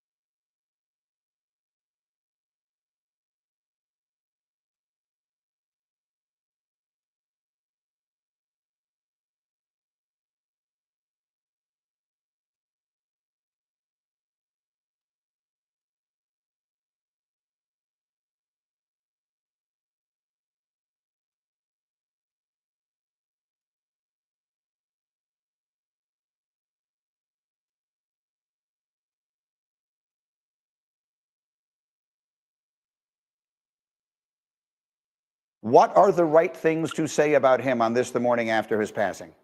Well, obviously, the right thing to say from a baseball standpoint is that he played the game in a fashion where every fan said to him or herself, if I could play baseball at the major league level, I'd like to play it this way. I'd like to play it with all heart and soul and dedication and all out effort. And I'd like to get the very best, the most out of whatever God-given ability I had and play as long as I could. Well, Pete Rose exemplified all those things. And the tangible accomplishments, the 3 batting titles, the Rookie of the Year, the MVP, but also the most games played, the most plate appearances, and most important, the most hits, 4,256 career hits, and a complete dedication to the game, summed up, as he put it, this way: I would walk through hell in a gasoline suit to play baseball. So far, so good. No reason to have any other feeling if that was the whole story about Pete Rose, other than to applaud him wherever he went and to cherish his memory without reservation. But then, as you just detailed, it got complicated in the late 1980s. And then, unfortunately, and this is not something to dwell on the day after his passing, but there were other unsavory things that came to light that made it difficult to fully embrace him. Bob Costas on the late Pete Rose. I've been on the radio for 12 years. Radio has changed significantly. My shows and cities and things people care about changed a great deal over the years. But in honor of Pete Rose, I'm going to do something I've never done, which when I got into the radio business, this is what people would say. I mean, if you want to get people to call in, do a debate about whether or not Pete Rose should be in the Hall of Fame. And I think that's only been eclipsed by Michael Jordan versus LeBron as far as what are the greatest sports radio arguments of all time. So in honor of the passing of Pete Rose, and I know it's a Titans Monday, but I'm sorry. You know, Pete Rose is a legend. I'm going to open the phones at 615-737-1025. Should Pete Rose be in baseball's Hall of Fame? Ian, I'm putting you on the spot. Should Pete Rose have been inducted into the Hall of Fame before he died? Man, that is a tough one. Part of me wants to say yes because he's deserving, but I can see why he's not, given, you know, how he handled the whole situation. So I read a story today in The Athletic. I'm kind of on the fence too. Now, the difference is I didn't play, or I wasn't alive during Rose's era. Right. And Rose got in trouble in the late 1980s, and I was born in the 1980s. So it's not like, you know, Pete Rose played while I was a big Pete Rose fan, or that I saw the Big Red Machine. Yeah, I'm the same way, yeah.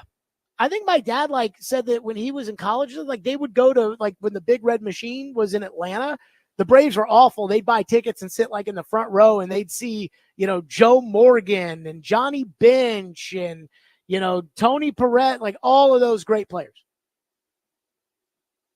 I read an article today in The Athletic. Good on Evan Drellick, who's one of their baseball guys. He caught up with Fay Vincent, the former commissioner. And Fay Vincent was the assistant commissioner when Bart Giamatti was the commissioner, and he banned Pete Rose for life from baseball. And Fay Vincent, basically, his take was, at the time, gambling was illegal. At the time, it was totally against any rule to bet on sports.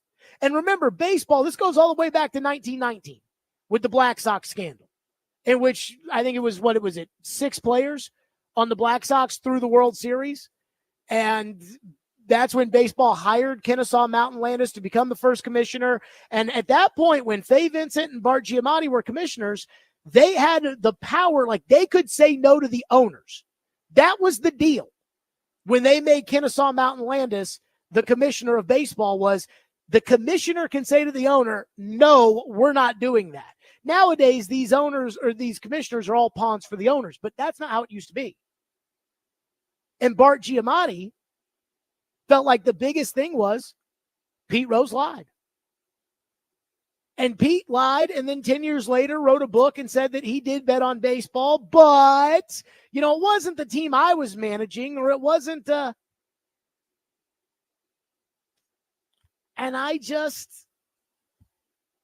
I'm okay with keeping Pete Rose out of the Hall of Fame. I'm okay with it. And I mean, he is a legend, and he's probably the greatest hitter who ever lived. And he was, again, you go watch the All-Star game with Ray Fosse. I mean, now guys barely even play in All-Star games, but back then, I mean, when he ran over Ray Fosse, that showed kind of the commitment Pete Rose had to winning. And I think, Faye Vincent brought up in the story in The Athletic that while he was a great baseball player, he was not a very honest person, and talked about the fact that Pete Rose went to jail for lying about his taxes. And it's like, if you're going to cheat your taxes and you're going to lie about that, and you're going to lie about betting on baseball, what won't you lie about? And the thing I've learned about the baseball writers who vote in the Hall of Fame is this. The baseball writers value honesty. You notice how David Ortiz is in the Hall of Fame? David Ortiz got caught taking steroids, but he's in the Hall of Fame. Bonds, Clemens, and Alex Rodriguez are not, because those guys lied about it. Pete Rose lied about it. Pete Rose is a great hitter, but I understand Bart Giamatti's decision, and I respect it. And I'm okay with Pete Rose not being in the Hall of Fame. This is, though, the greatest argument in the history of sports radio. And I've never done it.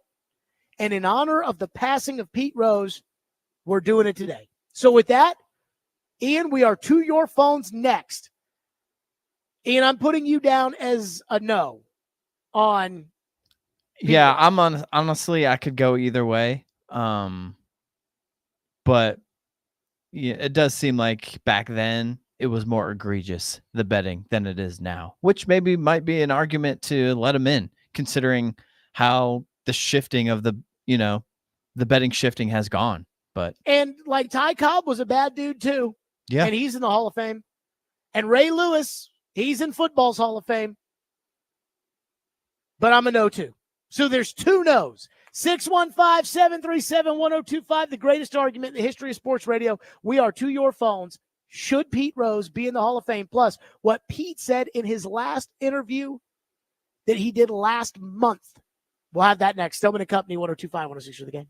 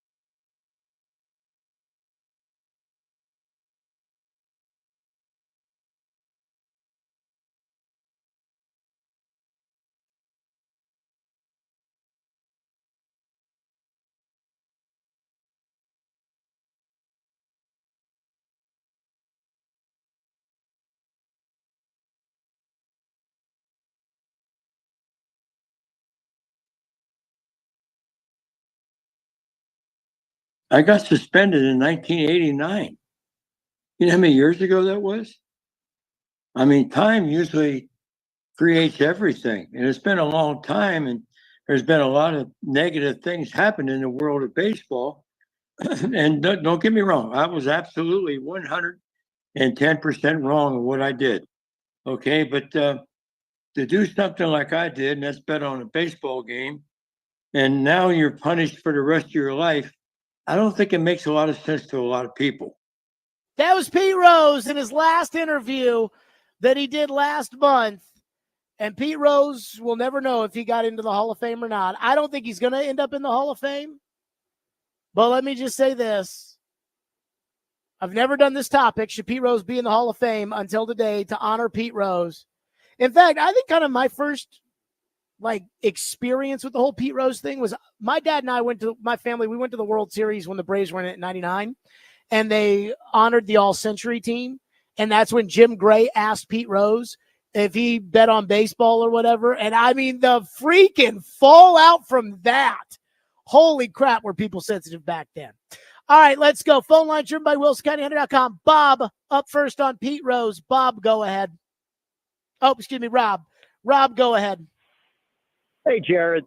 Hey, I was living in Cincinnati back in '89, and I was adamant that he should not be ever in the Hall of Fame.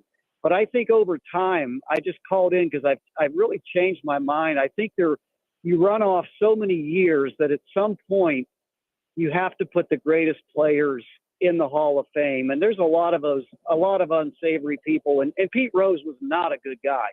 But I think at some point there's enough years where you say we really should put the best players in the Hall of Fame. So that's just my opinion. And I've just changed my tune just as the years have gone by. That's all. Yeah, and I appreciate your call. And, Faye Vincent brought up talking about Pete Rose saying, if Pete had said, yeah, I did it, and then said, but let me come clean and then let me try to be a force for good. He thinks all would have been forgiven between Bart Giamatti and baseball and everything, but no. Pete lied, and then Pete came out with a book, and who knows how truthful Pete was in Pete's book. And then, he would go out to Cooperstown, and he'd sign books, and I think that rubbed a lot of those people the wrong way. Let's go to Brett, who's up next on Pete Rose. Brett, thank you for calling, and thank you for waiting. Go ahead.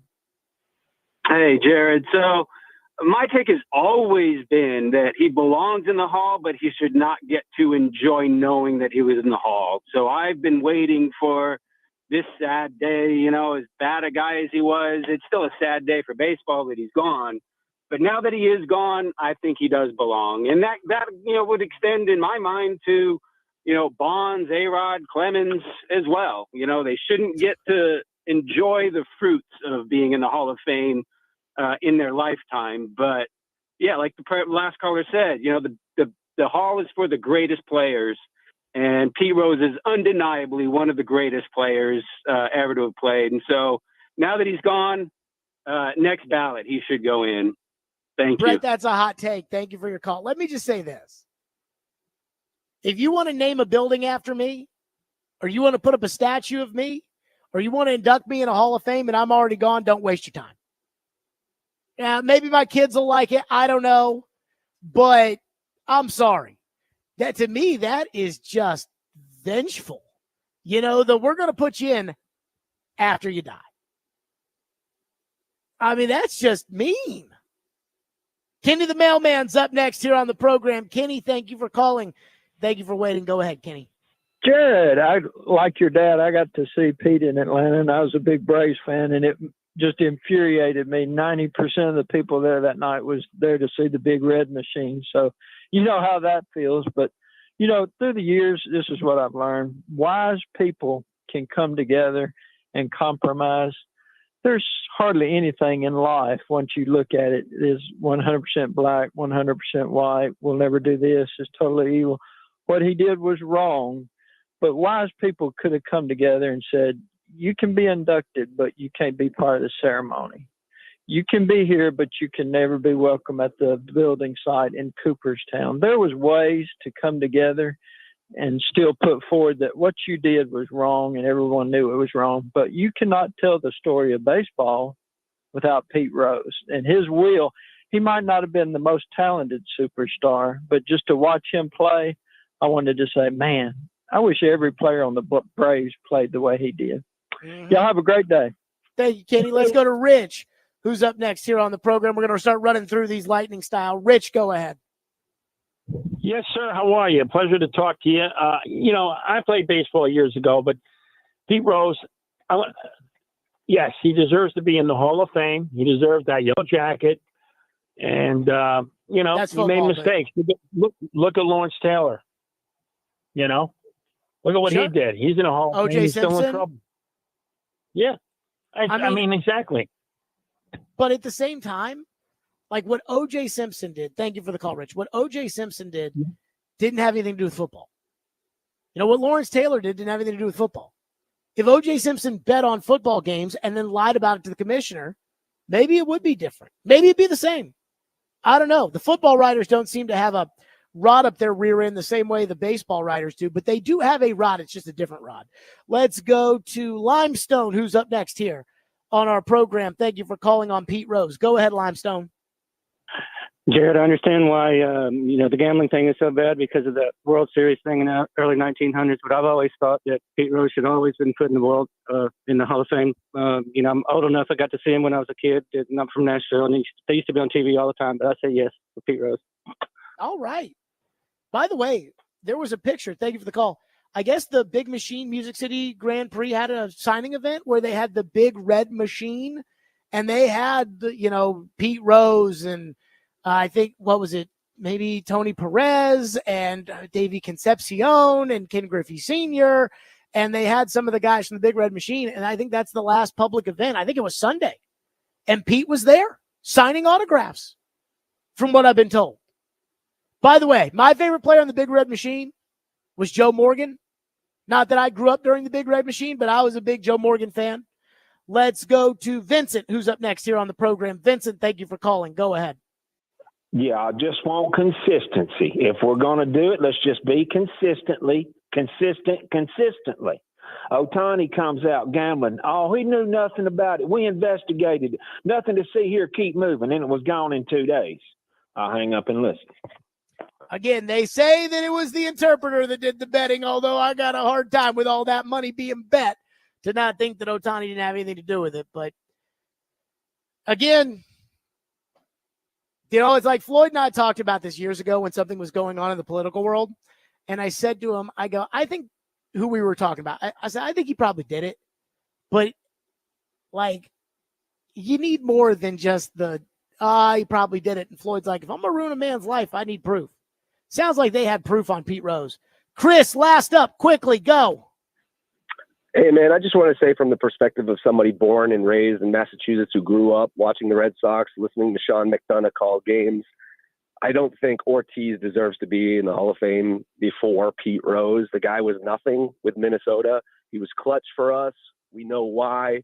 It was a great team, a lot of energy, but it's a shame that Pete isn't in. I think he should be in, full stop.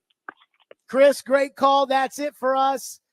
May Pete Rose, whether he ends up in the Hall of Fame or not post-mortem, may he rest in peace. The greatest hitter probably of all time. Ian, I guess we're on an island by ourselves of the no votes. Yeah, maybe on so. Pete Rose. Maybe. For whatever that's worth. Preds Insiders, Adam Vingan's next. Stillman and Company, 102.5, 106 through the game.